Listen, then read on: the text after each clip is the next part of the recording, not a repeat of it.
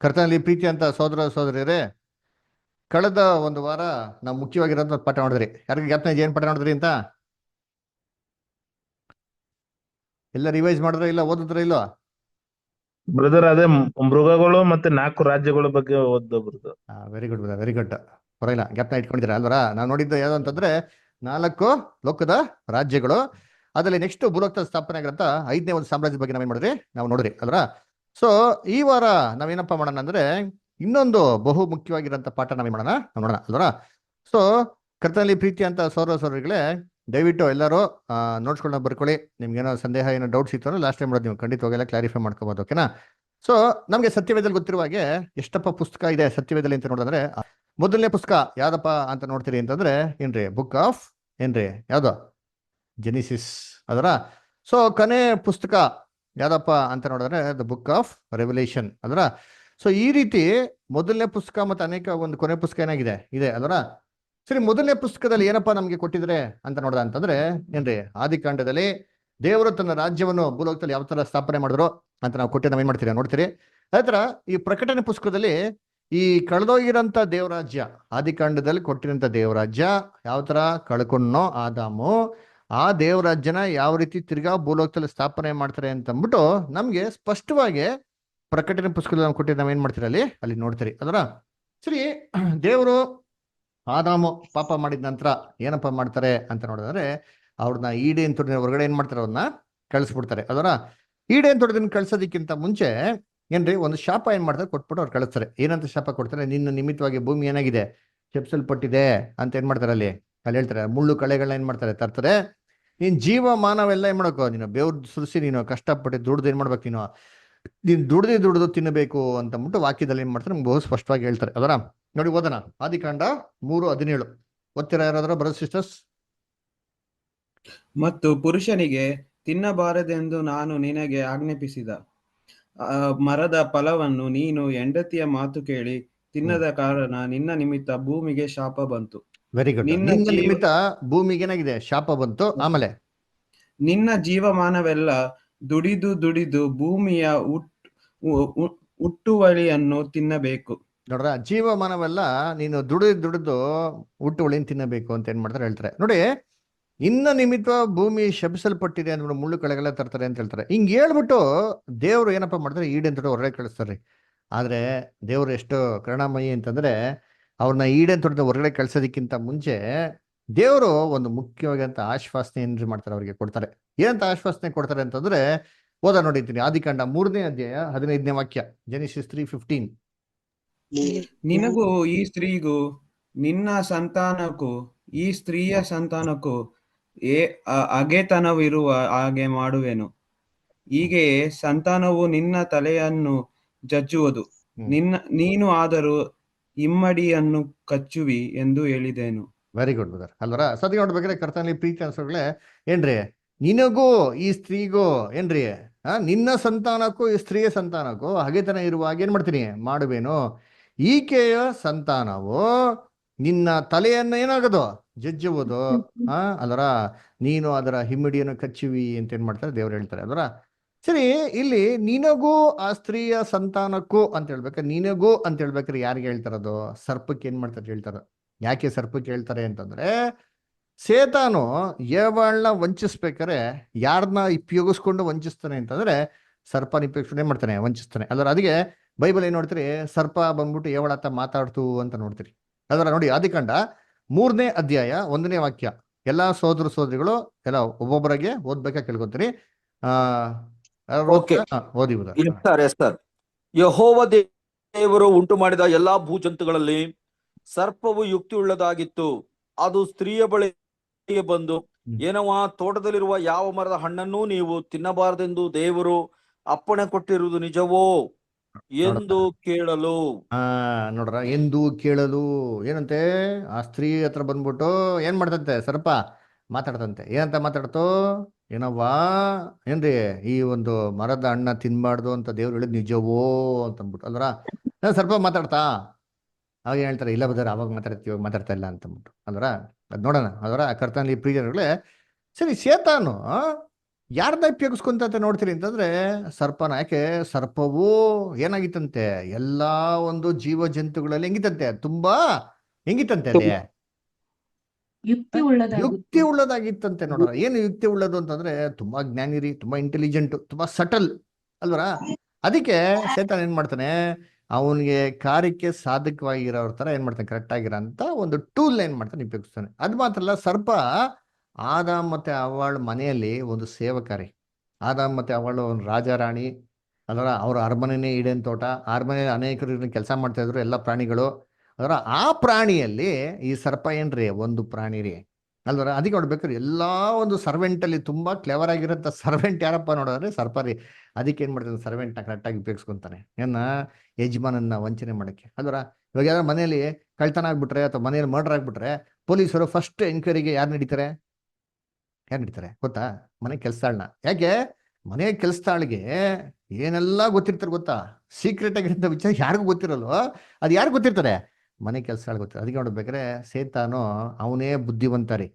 ಅದಕ್ಕೆ ನೋಡ್ಬೇಕಾದ್ರೆ ಒಂದು ಬುದ್ಧಿವಂತನಾಗಿರೋಂಥ ಒಂದು ವಸ್ತುನ ಏವಳನ್ನ ವಂಚನೆ ಮಾಡಕ್ಕೆ ಏನ್ ಮಾಡ್ತಾನೆ, ಅವ್ನು ಉಪಯೋಗಿಸ್ಕೊಂತಾನೆ ಅಲ್ವರ. ಅದಕ್ಕೆ ಸೇತಾನ ಹೆಂಗಪ್ಪ ಇದ್ದಾನೆ ಅಂತ ನೋಡಿದ್ರೆ ಸತ್ಯವೇದದಲ್ಲಿ ಏನ್ರಿ ಎಲ್ಲಾರ ತಿಳ್ಕೊಳತರ ಕಪ್ಪಿಗೆ ಏನ್ರಿ ಒಂದು ಬಾಲ ಇಟ್ಕೊಂಡು, ತಲೆ ಮೇಲೆ ಕೊಂಬು ಇಟ್ಕೊಂಡು, 4 ಕೋರೆಗಳು, ಚೂಪಾಗಿರೋಂಥ ಬೆಳ್ಳುಗಳು, ಬಾಲ ಇಟ್ಕೊಂಡೆಲ್ಲ ಇದಾನೆ ಅಂತ ಮತ್ತೇನಿಲ್ಲ. ಇಲ್ಲ ರೀ, ಸತ್ಯವೇದಲ್ಲಿ ಏನ್ ಹೇಳ್ತಾರೆ, ನಾವು ಕಳಿಸತಿ ನೋಡಿದಿರಲ್ಲ, ಏನಂತ ಕೊಡಿದ್ರೆ ಸರ್ವ ಸುಲಕ್ಷಣ ಶಿರೋಮಣಿ, ಪೂರ್ಣ ಜ್ಞಾನಿ, ಪರಿಪೂರ್ಣ ಸುಂದರ ಅಂತ ಏನಾಗಿದೆ ವಾಕ್ಯದಲ್ಲಿ ಕೊಟ್ಟಿರೋದು ನೋಡ್ತೀರಿ. ನೋಡಿ ಓದನ. ಎಸೆಕ್ಯಲ್, ದಯವಿಟ್ಟು ಓದಿ 28:12. ಎಸೆಕ್ಯಲ್ 28:12. ನರಪುತ್ರನೇ, ನೀನು ತೂರಿನ ಅರಸನ ವಿಷಯದಲ್ಲಿ ಶೋಕಗೀತವನ್ನೆತ್ತು ಅವನಿಗೆ ಹೀಗೆ ನುಡಿ, ಕರ್ತನಾದ ಯೆಹೋವನು ಇಂತೆನ್ನುತ್ತಾನೆ, ನೀನು ಸರ್ವ ಸುಲಕ್ಷಣ ಶಿರೋಮಣಿ, ಪೂರ್ಣ ಜ್ಞಾನಿ, ಪರಿಪೂರ್ಣ ಸುಂದರ, ದೇವರ ಉದ್ಯಾನವನವಾದ ಎದೇನಿನಲ್ಲಿ ನೀನಿದ್ದಿ. ಮಾಣಿಕ್ಯ, ಪುಷ್ಯರಾಗ, ಪಚ್ಚೆ, ಪೀತರತ್ನ, ಬೇರುಲ್ಲ, ವೈಡೂರ್ಯ, ನೀಲ, ಕೆಂಪರಳು, ಸ್ಫಟಿಕ, ಈ ನವರತ್ನಗಳಿಂದ ಭೂಷಿತವಾಗಿದ್ದಿ. Very good. ಒಂದೊಂದೇ ವಾಕ್ಯ ನೋಡ್ಕೊಂಡೋಗೋಣ ಅಷ್ಟೇ. ತುಂಬಾ ಸಂತೋಷ. ಓಕೆನಾ? ಸೊ ನೋಡ್ಬೇಕಾದ್ರೆ ಪೂರ್ಣ ಜ್ಞಾನಿ, ಪರಿಪೂರ್ಣ ಸುಂದರ. ಎಲ್ಲಿದ್ರಂತೆ ಇವರು? ದೇವರ ಉದ್ಯಾನವನವಾಗಿರಂತ ಏದೆನ್ನಲ್ಲಿ ಇದ್ದಂತೆ. ಸರಿ, ಇಲ್ಲಿ ತೂರನ ದೇಶ ಅಧಿಪತಿಗೆ ಮಾತಾಡ್ತಾ ಇದಾರಲ್ವಾ, ಇವನೇ ಈಡೇನ್ ತೋಟದಲ್ಲಿದ್ದ. ಈಡೇನ್ ತೋಟದ ಆದಮ ಅವಳನ್ನ ಓಡಿಸಿದ್ಮೇಲೆ ಯಾರು ಏನ್ ದೊಡ್ಡ ಬಡಕವಾಗಿ ಹೋಗಕ್ಕಾಗಿಲ್ವಲ್ಲ. ಆಕ್ಚುಲಿ ಇಲ್ಲಿ ಲೂಸಿಫರ್ನ ತೂರಿನ ದೇಶದ ಅಧಿಪತಿಗೆ ಏನ್ ಮಾಡ್ತಾರದು, ಹೋಲಿಕೆ ಮಾಡಿ ಹೇಳ್ತಾರದು ಅಲ್ವರ. ಅವನಿಗಿರೋ ಗುಣಲಕ್ಷಣಗಳು ಇದೆ ಅಂತ ಅಂದ್ಬಿಟ್ಟು ಅಲ್ವರ. ಹಂಗಾರೆ ತೂರಿನ ದೇಶ ಅಧಿಪತಿ ಈಡೇನ್ ತೋಟದಿಲ್ಲ ಏನ್ರಿ, ಸರ್ವ ಸುಲಕ್ಷಣ ಶಿರೋಮಣಿಯಾಗಿರಂತ ಕೆರೂಬಾಗಿರಂತ ಲೂಸಿಫರು ದೇವರ ಉದ್ಯಾನವನವಾಗಿರಂತ ಏನೇನಾಗಿದಂತೆ ಅವನು ಇದ್ನಂತೆ ರೀ ಅಲ್ವರ. ಹೆಂಗಿದ್ದಂತೆ? ಪೂರ್ಣ ಜ್ಞಾನಿ, ಪರಿಪೂರ್ಣ ಸುಂದರನಾಗಿದ್ದಂತೆ ನೋಡೋರ ಅಲ್ವರ. ಅದಕ್ಕೆ ನೋಡ್ಬೇಕ್ರೆ ಏನ್ರಿ, ಲೂಸಿಫರ್ ಎಷ್ಟು ಚೆನ್ನಾಗಿದ್ದಾನೆ ಅಂತಂದ್ರೆ ಏನ್ರಿ, ಪ್ರಕಾಶವುಳ್ಳ ದೂತಂತರ ಇದಂತೆ. ಏನೋ ನಮ್ಮ ಮುಂದೆ ಬಂದ್ಬಿಟ್ಟ ಅಂತಂದ್ರೆ ನಾವೇ ಸಾಷ್ಟಾಂಗ ನಮಸ್ಕಾರ ಮಾಡ್ಬಿಡ್ತೀರಿ, ಇವನ್ನೇ ದೇವ್ರಂತ ತಿಳ್ಕೊಂಡ್ಬಿಟ್ಟು ಅಲ್ವರ. ಅಷ್ಟು ಚೆನ್ನಾಗಿದಂತೆ. ವಾಕ್ಯದ ಹೇಳ್ತಾರೆ 2 ಕೊರಿಂಥ 11:4. 2 ಕೊರಿಂಥ 11:14. ಕ್ಷಮಿಸಿ, 2 ಕೊರಿಂಥ 11:14. ಅರ್ಥ ಆಗಿಲ್ಲ. ವಿಕಾಸ್ ಬ್ರದರ್, ನೀವು ಪೂರ್ತಿಯಾಗಿ ಕೇಳಿಸ್ಕೊಳ್ಳಿ, ಓಕೆನಾ? ಲಾಸ್ಟ್ ಅಲ್ಲಿ ನಾನು ಹೇಳಂತ ವಾಕ್ಯಗಳನ್ನ ಒಂದೊಂದೇ ಬೈಬಲ್ ತೆಗೆದು ನೀವು ಓದಿ ನೋಟ್ಸ್ಗಳು ಬರ್ಕೊಳ್ಳಿ. ಅರ್ಥ ಆಗಿಲ್ಲ ಲಾಸ್ಟ್ ಅಲ್ಲಿ ನಾವು ಡಿಸ್ಕಸ್ ಮಾಡೋಣ, ಓಕೆನಾ? 2 ಕೊರಿಂಥ 11:14 ಅಲ್ವಾ? Correct brother. ಇದೇನು ಆಶ್ಚರ್ಯವಲ್ಲ, ಸೈತಾನನು ತಾನೇ ಪ್ರಕಾಶ ರೂಪವುಳ್ಳ ದೇವದೂತನ ವೇಷವನ್ನು ಹಾಕಿಕೊಳ್ಳುವಾಗ ಅವನ ಸೇವಕರು ಸಹ ನೀತಿಗೆ ಸೇವಕರಾಗಿ ಕಾಣಿಸೋದಕ್ಕೆ ವೇಷ ಹಾಕಿಕೊಳ್ಳುವುದು ದೊಡ್ಡದಲ್ಲ. ಅವರ ಸಾಕ್ಬಿಡಿ ಬ್ರದರ್, ಥ್ಯಾಂಕ್ ಯು. ಸೇತನಿಗೆ ಸೇತನ್ ತರ ಬರ್ತಾನ, ಪ್ರಕಾಶ ಉಳ್ಳ ದೂತನ ತರ ಬರ್ತಾನೆ ಅಂತಾರ್ರಿ ಅಲ್ವರ. ಅಂದ್ರೆ ಸೇತನ್ನೆಲ್ಲ ಹೆಚ್ಕೊಂಡಾಗ ಬಾಲ ಇಟ್ಕೊಂಡು ಕಪ್ಪಗಿರೋದು, ಕುರೂಪವಾಗಿರೋದೆಲ್ಲ ಏನು ಇಲ್ಲ ರೀ ಸತ್ಯವೇದದಲ್ಲಿ ಅಂದ್ರ. ಅನ್ನ ಕರ್ತನಲ್ಲಿ ಪ್ರೀತಿಗಳೇ, ಲೂಸಿಫರ್ ಅಂದ್ರೆ ಪದಕ್ಕೆ ಅರ್ಥ ಏನಪ್ಪಾ ಅಂತಂದ್ರೆ ಏನ್ರಿ, ಆ ಪದಕ್ಕೆ ಅರ್ಥ ಏನ್ರಿ, ಉದಯ ನಕ್ಷತ್ರ ಅಂತ. ವಾಕ್ಯ ಓದನ, ಯೆಶಾಯ 14:12.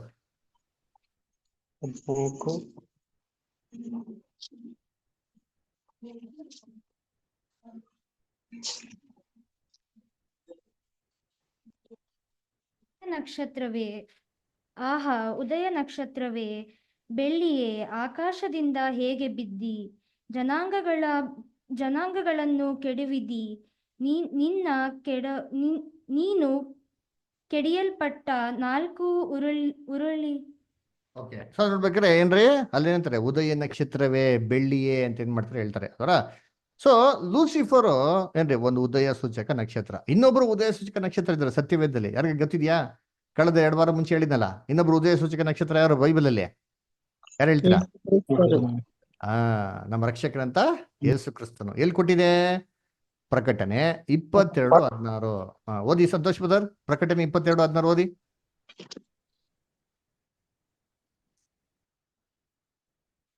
ಓದಿ ಸಂತೋಷ್ ಬದರ್. ದಾವಿದ ವಂಶದವನು, ಹಾ. ದಾವಿದ ವಂಶವೆಂಬ ಬುಡದಿಂದ ಹುಟ್ಟಿದ ಚಿಗುರು, ಅವನ ಸಂತತಿಯು ಉದಯ ಸೂಚಕವಾದ ಪ್ರಕಾಶವುಳ್ಳ ನಕ್ಷತ್ರವೂ ಆಗಿದ್ದೇನೆ. ನೋಡ್ರಾ ಏನ್ರಿ ಹೆಂಗಿದ್ರಂತೆ? ಉದಯ ಸೂಚಕವಾದ ಪ್ರಕಾಶವುಳ್ಳ ನಕ್ಷತ್ರ ಅಂತ. ಯಾರಿಗೆ? ನಮ್ಮ ನಕ್ಷತ್ರ ಯೇಸು ಕ್ರಿಸ್ತನ್ರಿ. ಅದ್ರ ಹಂಗಾರೆ ಬೈಬಲ್ ಅಲ್ಲಿ ಏನ್ರಿ ಇಬ್ರು ಉದಯ ಸೂಚಕ ನಕ್ಷತ್ರಗಳು ಏನಾಗಿದ್ದಾರೆ ಇದಾರೆ ಅಲ್ವರ ಕರ್ತನ ಪ್ರೀತಿಗಳೇ. ಅದರ ಹಂಗಾರೆ ಇಬ್ರು ಇದಾರೆ ಅಂದ್ರೆ ಇಬ್ರು ಒಟ್ಟಿಗೆ ಏನಕ್ಕಲ್ಲ ಒಂದ್ ಕಾಲದಲ್ಲಿ ಇದ್ದಿರ್ಬೇಕಲ್ವಾ? ಇದರ ಇಬ್ರು ಒಟ್ಟಿಗಿದ್ರ ಒಂದ್ ಕಾಲದಲ್ಲಿ ಹೆಂಗಾರೆ ಇದೆ ಬೈಬಲ್ ಅಲ್ಲಿ? ಎಸ್, ಬೈಬಲ್ ಇದೆ ನೋಡಿದ್ವಿ. ಇಲ್ಲಿ 38 ಯೋಬ 38 6 ಮತ್ತೆ 7 ಓದಿ ಬ್ರದರ್. ಓದ್ರಿ ಪೀಟರ್ ಬ್ರದರ್, ಓದ್ತೀರಾ? ಯೋಬ 38 6 ಮತ್ತೆ 7. ಸರಿ, ಪವಿತ್ರ ಅಷ್ಟ ಓದ್ಬೋದಾ? ಯೋಬ 38 6 ಮತ್ತೆ 7.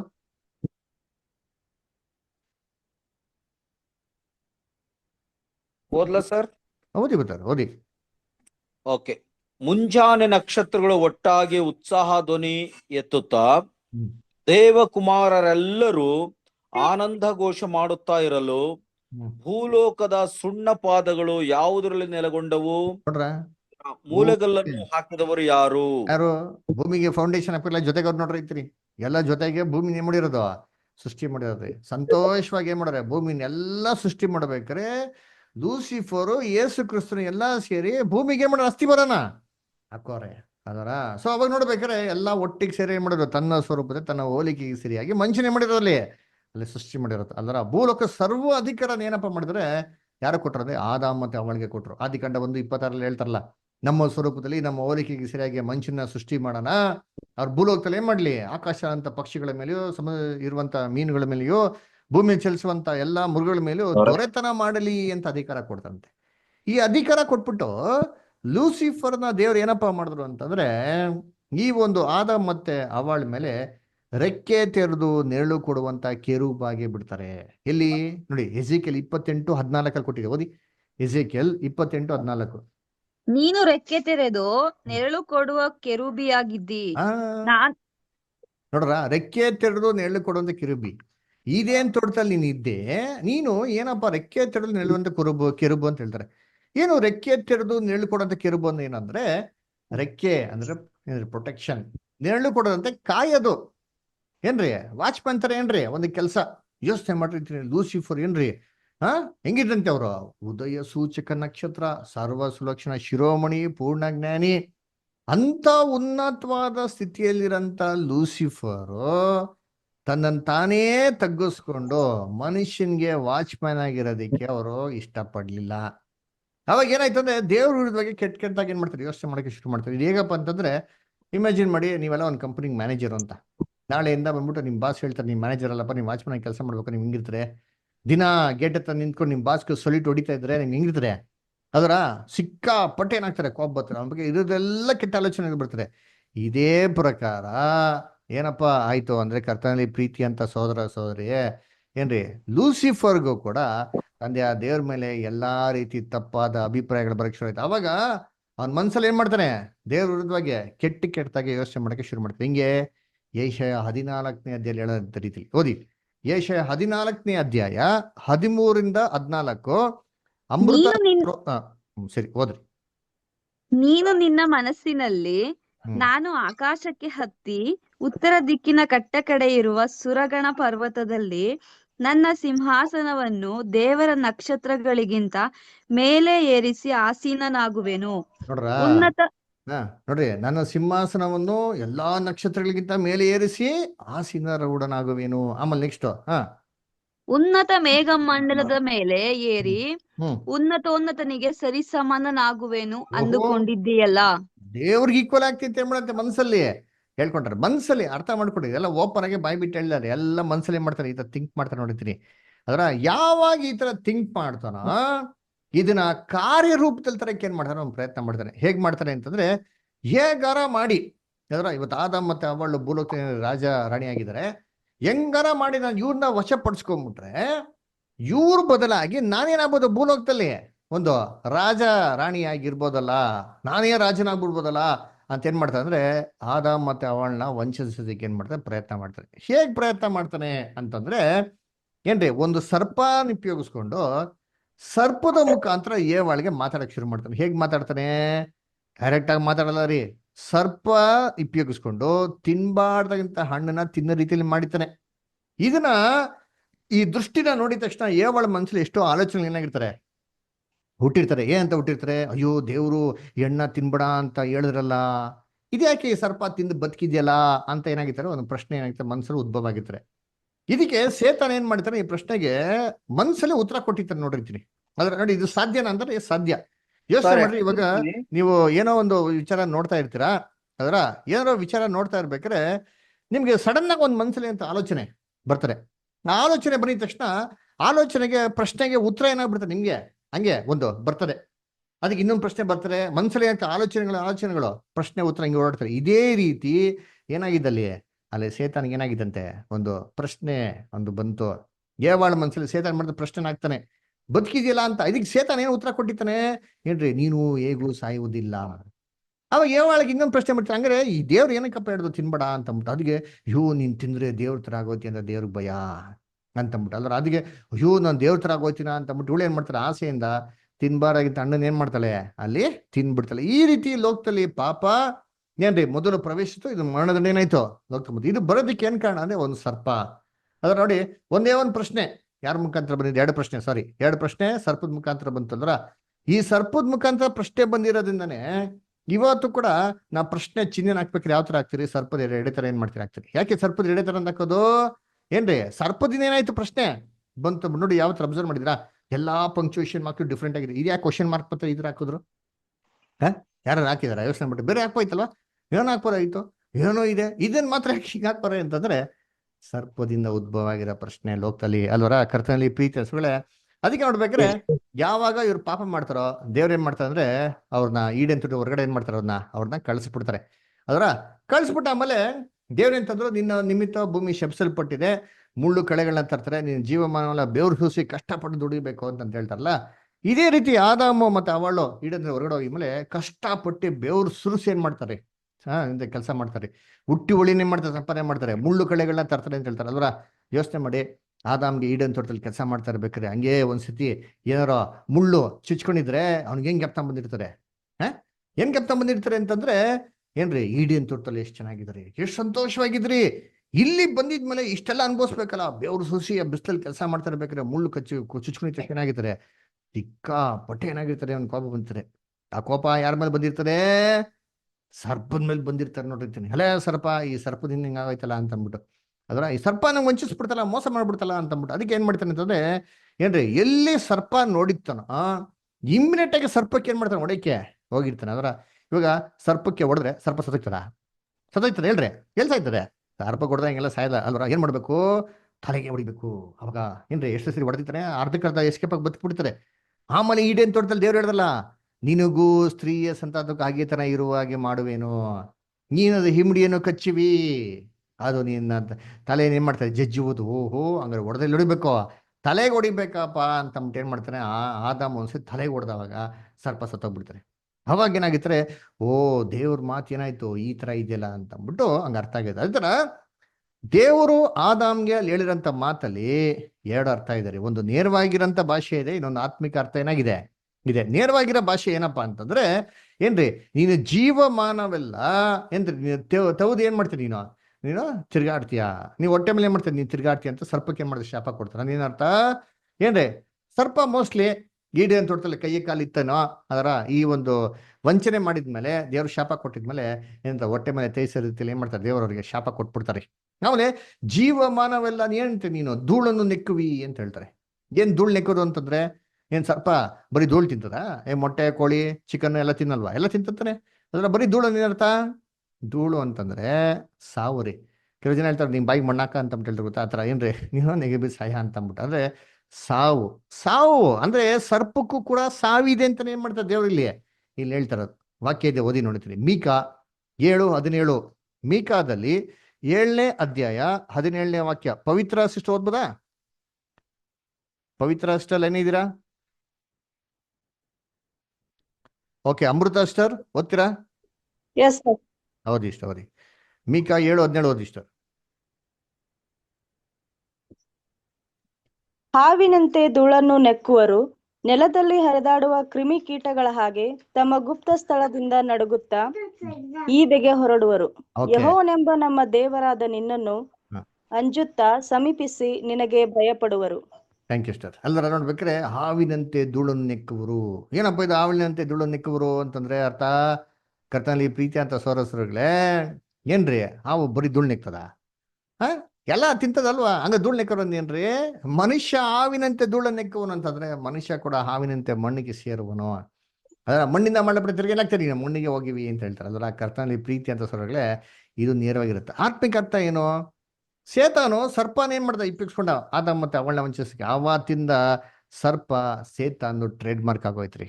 ಅದಕ್ಕೆ ಸೇತಾನು ಅಂತಂದ್ರೆ ಬೈಬಲ್ ಅಲ್ಲಿ ಸರ್ಪಕ್ಕೇನ್ರಿ ಒಂದು ಸೂಚನೆ. ಸರ್ಪನ ಸೇತನ ಸೂಚಿಸಕ್ಕೆ ಏನ್ ಮಾಡ್ತಾರೆ? ಯೂಸ್ ಮಾಡ್ತಾರೆ. ಪ್ರಕಟಣೆ 20ನೇ ಅಧ್ಯಾಯದಲ್ಲಿ 2ನೇ ವಾಕ್ಯದಲ್ಲಿ ಓದ್ತಿರಲ್ಲ, ಓದಬೇಕಾಗಿಲ್ಲ. ಅದರ ಅಂದ್ರೆ ಪುರಾತನ ಸರ್ಪ ಆಗಿರೋಂಥ ಘಟ ಸರ್ಪವನ್ನು ಹಿಡಿದು ಏನ್ ಮಾಡ್ತಾರೆ? 1000 ವರ್ಷ ಬಂದಲ್ಲಿ ಇಟ್ಟರು ಅಂತ ನಾವೇನ್ ಮಾಡ್ತೀವಿ ನೋಡ್ತೀರಿ. ಅದರ ಆಮೇಲೆ ನೀನು ಜೀವಮಾನವೆಲ್ಲ ನೆಲ ಮೇಲೆ ತೋರಿಸಿ ಅಂತ ಏನಪ್ಪಾ ಅರ್ಥ ಅಂತಂದ್ರೆ ಏನ್ರಿ?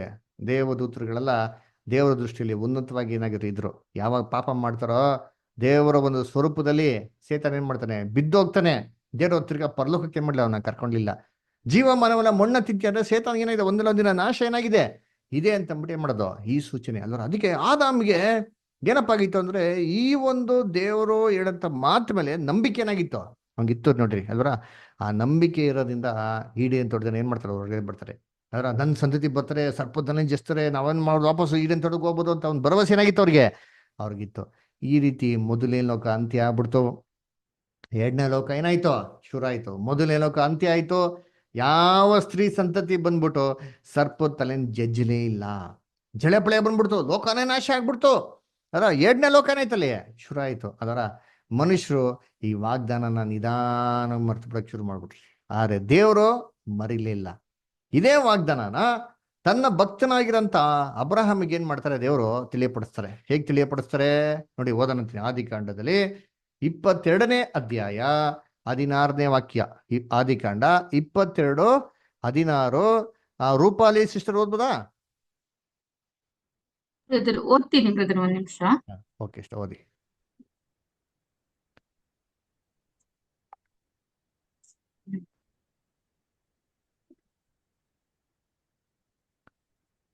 ನೀನು ನಿನ್ನ ಒಬ್ಬನೇ ಮಗನನ್ನು ಸಮರ್ಪಿಸುವುದಕ್ಕೆ ಹಿಂದೆಗೆಯದೆ ಹೋಗಿದ್ದರಿಂದ ನಾನು ನಿನ್ನನ್ನು ಆಶೀರ್ವದಿಸುವೆನು.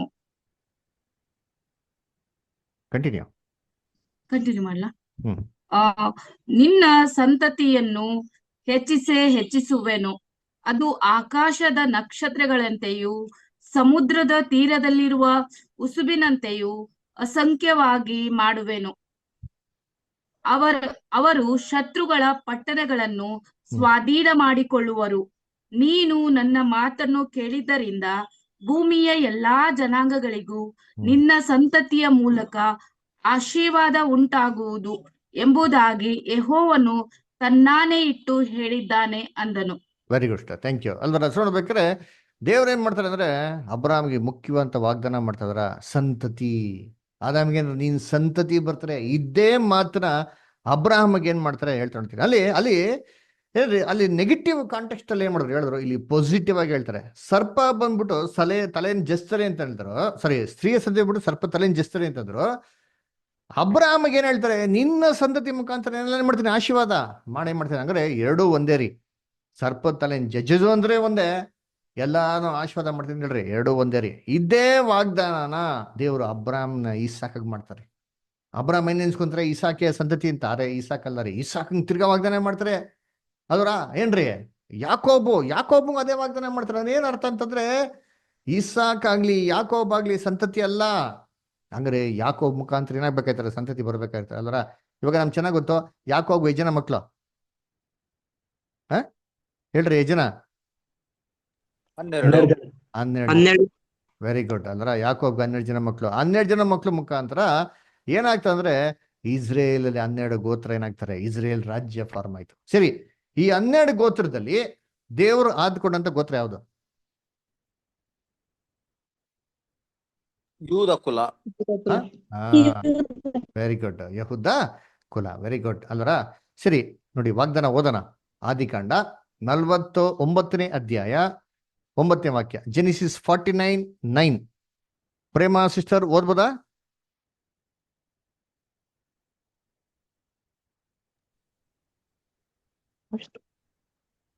Genesis 49:9 sister. ಯೆಹೂದನು ಓದಿ. ಪ್ರಾಯದ ಸಿಂಹದಂತಿದ್ದಾನೆ. ಹ್ಮ್. ನನ್ನ ಪುತ್ರನೇ, ನೀನು ಮೃಗವನ್ನು ಹಿಡಿದು ಕೊಂದು ಬೆಟ್ಟವನ್ನು ಸೇರಿದ ಸಿಂಹದೋಪಾದಿಯಲ್ಲಿದ್ದಿ. ಅವನು ಸಿಂಹದಂತೆ ಕಾಲು ಮುದುರಿ ಹೊಂಚು ಹಾಕಿಕೊಂಡಿದ್ದಾನೆ. ಮೃಗೇಂದ್ರನಿಗೆ ಸಮಾನನಾದ ಇವನನ್ನು ಕೆಣಕುವುದು ಯಾರಿಂದಾದೀತು? ಕಂಟಿನ್ಯೂ. 10ನೇ ವಾಕ್ಯ. ರಾಜದಂಡವನ್ನು ಹಿಡಿಯತಕ್ಕವನು ಬರುವ ತನಕ ಆ ದಂಡವು ಯೆಹೂದನ ಕೈಯಿಂದ ತಪ್ಪುವುದಿಲ್ಲ. ರಾಜ್ಯ ದಂಡವನ್ನು ಹಿಡಿಯತಕ್ಕವನು ಅಂದ್ರ ಯಹೂದ್ಯದೊಳಗೆ ಬರುವ ತನಕ ಏನಾಗಲ್ವಂತೆ, ರಾಜ್ಯ ದಂಡ ಹೋಗೋದಿಲ್ಲ. ಅಂದ್ರ ಇಂಗ್ಲಿಷಲ್ಲಿ ಓದಿದ್ರೆ ಅಂಟಿಲ್ ಶಿಲೋ ಕಮ್ಸ್ ಅಂತ ಹೇಳ್ತಾರೆ. ಅಂದ್ರೆ ಪ್ರಿನ್ಸ್ ಆಫ್ ಪೀಸ್. ಶಿಲೋ ಅಂತಂದ್ರೆ ವಾರ್ತೆಗಾರ್ಥ ಪ್ರಿನ್ಸ್ ಆಫ್ ಪೀಸ್, ಸಮಾಧಾನನ ಕರ್ತನು ಯಹೂದ ಗೋತ್ರದ ಬರುವ ತನಕ ರಾಜ್ಯ ದಂಡವು ಯಹೂದ ಗೋತ್ರ ನೀಗಿ ಹೋಗೋದಿಲ್ಲ ಅಂತ ಹೇಳ್ತಾರೆ. ನೀವ್ ಹೇಳ್ರಿ, ಆ ಸಮಾಧಾನ ಕರ್ತನ ಯಾರು? ಕ್ರಿಸ್ತ ಯೇಸು. ಯೇಸು ರಕ್ಷಕನಾದ ಯೇಸು ಸ್ವಾಮಿ ಅಲ್ವರಾ? ಯೇಸು. Very good ಅಲ್ವರಾ? ಇವಾಗ ಏನಾಯ್ತು, ಇವೆಲ್ಲ ವಾಗ್ದಾನಗಳನ್ನ, ಇವೆಲ್ಲ ಮಾತುಗಳನ್ನ ಮೇಲೆಯಿಂದ ಸೇತಾನ ಏನ್ ಮಾಡ್ತಾವನೆ, ನೋಡ್ತಾನೆ. ಅವನೇ ಏನ್ ನೋಡ್ತಾವನೆ? ನೋಡಪ್ಪ, ಸ್ತ್ರೀಯ ಸಂತತಿ ಒಂದು ಬರಬೇಕು, ಅದು ಬಂದ್ ಏನ್ ಮಾಡ್ಬೇಕು, ಸರ್ಪ ತಲೆನ ಜಜ್ಬೇಕು ಅಂತ ಹೇಳಿದ್ರಲ್ಲ. ಹಂಗ ನನ್ನನ್ನ ಜಜ್ಜದಿಕ್ಕೆ ಒಬ್ಬ ಏನ್ ಮಾಡ್ತಾವನೆ, ಬರ್ತಾವನೆ ಅಂತ ಸೇತಾನ ಏನ್ ಮಾಡ್ತಾನೆ, ಮೇಲ್ಗಡೆಯಿಂದ ನೋಡ್ತಾನೆ ಅವನೇ. ನೋಡ್ರಿ ಅಂತೀನಿ, ಯಾಕೆ? ಅವನ್ಗೆ ಈ ವಿಚಾರ ಕಂಡ್ರೆ ತುಂಬಾ ಭಯ. ಯಾವ ವಿಚಾರ ಕಂಡ್ರೆ ಭಯ? ಈ ಸ್ತ್ರೀಯ ಸಂತತಿನ ಕಂಡ್ರೆ ತುಂಬಾ ಏನ್ರಿ ಭಯ. ಯಾಕೆ? ಸ್ತ್ರೀಯ ಸಂತತಿ ಬಂದ್ರೆ ಏನ್ ಮಾಡ್ತಾರೆ, ಇವನ್ ತಲೆ ಏನ್ ಮಾಡ್ತಾರೆ, ಜಡ್ಜ್ ಬಿಡ್ತಾರೆ. ಇವಾಗ ಅದೆಲ್ಲಿಂದ ಬರ್ಬೇಕು ಅಂತ ಗೊತ್ತಾಯ್ತು. ಯಾಕೊಬ್ಬ ಆಶೀರ್ವಾದ ಮಾಡ್ಬೇಕಾರೆ ಇಸ್ರೇಲಿಂದ ಬರ್ಬೇಕು ಅಂತ ಗೊತ್ತಾಯ್ತು. ಯಾವಾಗ ಇಸ್ರೇಲಿಂದ ಬರ್ಬೇಕು ಗೊತ್ತಾಯ್ತು ಅಂತಂದ್ರೆ ಇಸ್ರೇಲ್ನ ನಾಶ ಮಾಡಕ್ ಪ್ಲಾನ್ ಮಾಡ್ತಾನ್ರಿ. ಯಾಕೆ ಗೊತ್ತಾ? ಸೇತಾನ್ಗೆ ತುಂಬಾ ಭಯ ಇದೆ. ಯಾವ್ದು ಕಂಡ್ರೆ ಅಂದ್ರೆ ಸ್ತ್ರೀಯ ಸಂತತಿ. ಅದಕ್ಕೆ ಇಸ್ರೇಲ್ ಜನಗಳು ನೀವು ಅಬ್ಸರ್ವ್ ಮಾಡ್ಬೋದು, ಅವ್ರನ್ನ ಐಗುಪ್ತ ದೇಶದಿಂದ ಕರ್ಕೊಂಬರ್ಬೇಕಾರೆ ಎಲ್ಲಾ ತರ ಶೋಧನೆ ಏನ್ ಮಾಡ್ತಾರೆ, ಕೊಡ್ತಾರೆ ಅಂತೀವಿ. ಯಾರ ಗುಂಡ್ಗುಟ್ಟಕ್ಕೆ ಶುರು ಮಾಡ್ತಾರೆ, ವಿಗ್ರಹಾರಾಧನೆ ಮಾಡ್ತಾರೆ, ದೇವರು ಅವ್ರನ್ನ ಶತ್ರುಗಳ ಕೈಗೆಲ್ಲ ಒಪ್ಪಿಸ್ಕೊಡ್ತಾರೆ. ಇಸ್ರೇಲ್ ಜನಗಳು ಸೆರೆಗೆ ಹೋಗ್ತಾರೆ. ಇಸ್ರೇಲ್ ರಾಜ್ಯನ 2 ಭಾಗವಾಗಿ ಮಾಡ್ಬಿಡ್ತಾರೆ. 10 ಗೋತ್ರ ಅವ್ನ ಕಡೆ ಹೋಗ್ಬಿಡ್ತಾರೆ, 2 ಗೋತ್ರ ಅವ್ನ ಕಡೆಗೆ ಬರ್ತಾರೆ ಅಲ್ವರಾ? ಸರಿ, ಇವೆಲ್ಲ ಮಾಡಿದ್ರು ದೇವರು ಇಸ್ರೇಲ್ನ ನಾಶ ಮಾಡಿದ್ರ ಅಂದ್ರೆ ಮಾಡ್ಲೇ ಇಲ್ಲ ರೀ. ಕೊನೆಗೆ ಸ್ತ್ರೀಯ ಸಂತತಿ ಜನ್ಮ ತಗೊಳ್ಳೋಂತ ಸಮಯ ಬರ್ತದೆ, ಮರಿಯಾಳ ಮುಖಾಂತರ. ಅದರ ಅವಾಗೂ ಕೂಡ ಮರಿಯಾಳನ್ನ ಕಲ್ಲು ಹೊಡೆದು ಸಾಯಿಸ್ಬೇಕು ಅಂತ ಏನ್ ಮಾಡ್ತಾನೆ, ಪ್ಲಾನ್ ಮಾಡ್ತಾನೆ ನೋಡಿ ಸೇತಾನ. ಆದ್ರೆ ದೇವ್ರು ಏನ್ ಮಾಡ್ತಾರೆ, ಕನ್ಸಿನ ಮುಖಾಂತರ ಯೋಸೆಫ್ ಕೇಳ್ಬೇಕಾರೆ ಯೋಸೆಫ್ ಏನ್ ಮಾಡ್ತಾರೆ, ಯಾರನ್ನ ಮದ್ವೆ ಆಗ್ತಾರೆ, ಮರಿಯಾಳನ್ನ ಏನ್ ಮಾಡ್ತಾರೆ, ಅಲ್ಲಿ ಮದ್ವೆ ಆಗ್ತಾರೆ ಅದರ. ಅದಕ್ಕೆ ನೋಡ್ಬೇಕಾರೆ ಯೇಸು ಕ್ರಿಸ್ತು ಇಷ್ಟೆಲ್ಲ ಪ್ರಾಬ್ಲಮ್ ಇದ್ರು ಸರಿ ಭೂಲೋಕದಲ್ಲಿ ಜನ್ಮ ತಗೊಂತಾರೆ. ಯಾವ ತರ ಜನ್ಮ ತಗೊಂತಾರೆ ಅಂದ್ರೆ ಸ್ತ್ರೀಯ ಸಂತತಿಯಾಗಿ. ನೋಡಿ ಓದೋಣ, ಹಿಬ್ರೇಯರು 2:16 ಓದಿ. Hebrews 2:16. Hebrews 2:16. ಸಂತೋಷ್ ಬ್ರದರ್ ಓದ್ಬೋದಾ? ಓದ್ತೀನಿ ಬ್ರದರ್.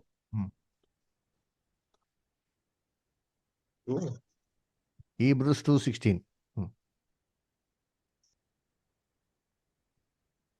ಆತನು ದೇವದೂತರನ್ನು ಹಿಡಿದವನೆಂದು ಬರೆದಿಲ್ಲ, ಅಬ್ರಾಹ್ಮನ ಸಂತತಿಯನ್ನು ಕೈ ಹಿಡಿದಿದ್ದಾನಷ್ಟೇ.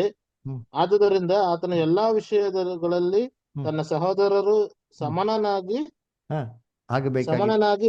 ಬೇಕಾಗಿ ಬಂತು. ನೋಡ್ರ ಸಾಕ್ಬಿಡಿ, ಏನ್ ಹೇಳ್ತಾರೆ, ಏನು ಅಬ್ರಾಮಿನ ಸಂತತಿಯಾಗಿ ಕೈ ಹಿಡಿದವ್ರಂತೆ. ಯೇಸು ಕ್ರಿಸ್ತು ಭೂಲೋಕಕ್ಕೆ ಬಂದಿದೆ ಹೆಂಗಂದ್ರೆ ಅಬ್ರಾಮಿನ ಸಂತತಿಯಾಗಿ. ಅದಕ್ಕೆ ಚೇತನ ಏನ್ ಮಾಡ್ತಾನ್ರಿ ಯೇಸು ಕ್ರಿಸ್ತನ ಸಂತತಿ ಹುಟ್ಟಕ್ಕೂ ಮುಂಚೆನೆ ಸಾಯ್ಸಕ್ ನಾಶ ಮಾಡ್ತಾನೆ, ಆಗಿಲ್ಲ. ಹುಟ್ಟ ಮೇಲೆ ಸಾಯ್ಸಕ್ ಪ್ರಯತ್ನ ಮಾಡ್ತಾನೆ. ಕೆರಾಡ್ ಕಾಲದಲ್ಲಿ ಏನ್ ಮಾಡ್ತಾನೆ, ಎಲ್ಲ ಹುಟ್ಟಿರಂತ ಕೂಸ್ಗಳನ್ನ ಸಾಯ್ಸಕ್ ಪ್ರಯತ್ನ ಮಾಡ್ತಾನೆ ಅಂತೀನಿ. ಅವಾಗ ಏನ್ ಮಾಡ್ತಾರೆ, ದೇವ್ರ ಗೈಡೆನ್ಸ್ ಕೊಟ್ಬಿಟ್ಟು ಐಗುಪ್ತ ದೇಶಕ್ಕೆ ಓಡೋಗ ಪ್ರಯತ್ನ ಮಾಡ್ತಾರೆ. ಯೇಸು ಕ್ರಿಸ್ತು ಬ್ಯಾಪ್ಟಿಸಮ್ ಕೊಡ್ಬೇಕು ಸೇತಾನ್ ಬಿಡ್ತಾನ. ಅವಾಗ ಏನ್ ಮಾಡ್ತಾನೆ, ಶೋಧನೆ ಕೊಟ್ಬಿಟ್ಟು ಯೇಸು ಕ್ರಿಸ್ತ ನೀನ್ ದೇವ್ರ ಮಗನಾಗಿದ್ರೆ ಕಲ್ಲನ್ನ ರೊಟ್ಟಿ ಮಾಡ್ಕೊತೀನಿ, ದೇವ್ರ ಮಗನ ಆಲೆಯಿಂದ ಕುದಿ, ಅದರ ನೀನ್ ದೇವ್ರ ಮಗನಾಗಿದ್ರೆ ಹಿಂಗ್ ಮಾಡಂತ ಹೇಳ್ತಾರೆ. ಯೇಸು ಕ್ರಿಸ್ತು ಯಾವ ದೇವನ್ ಮಾಡಕ್ ಹೋಗಿಲ್ಲ. ಯಾಕೆ ಗೊತ್ತಾ, ಒಂದೇ ಒಂದು ಮಿಸ್ಟೇಕ್ ಮಾಡೋದು ಸಾಕು, ಕ್ರಿಸ್ತನ ತಾನೇ ಸತ್ತೋಗ್ಬಿಡ್ತಾರೆ ಅಂತ ನಂಬಿಕೆ ಇತ್ತು.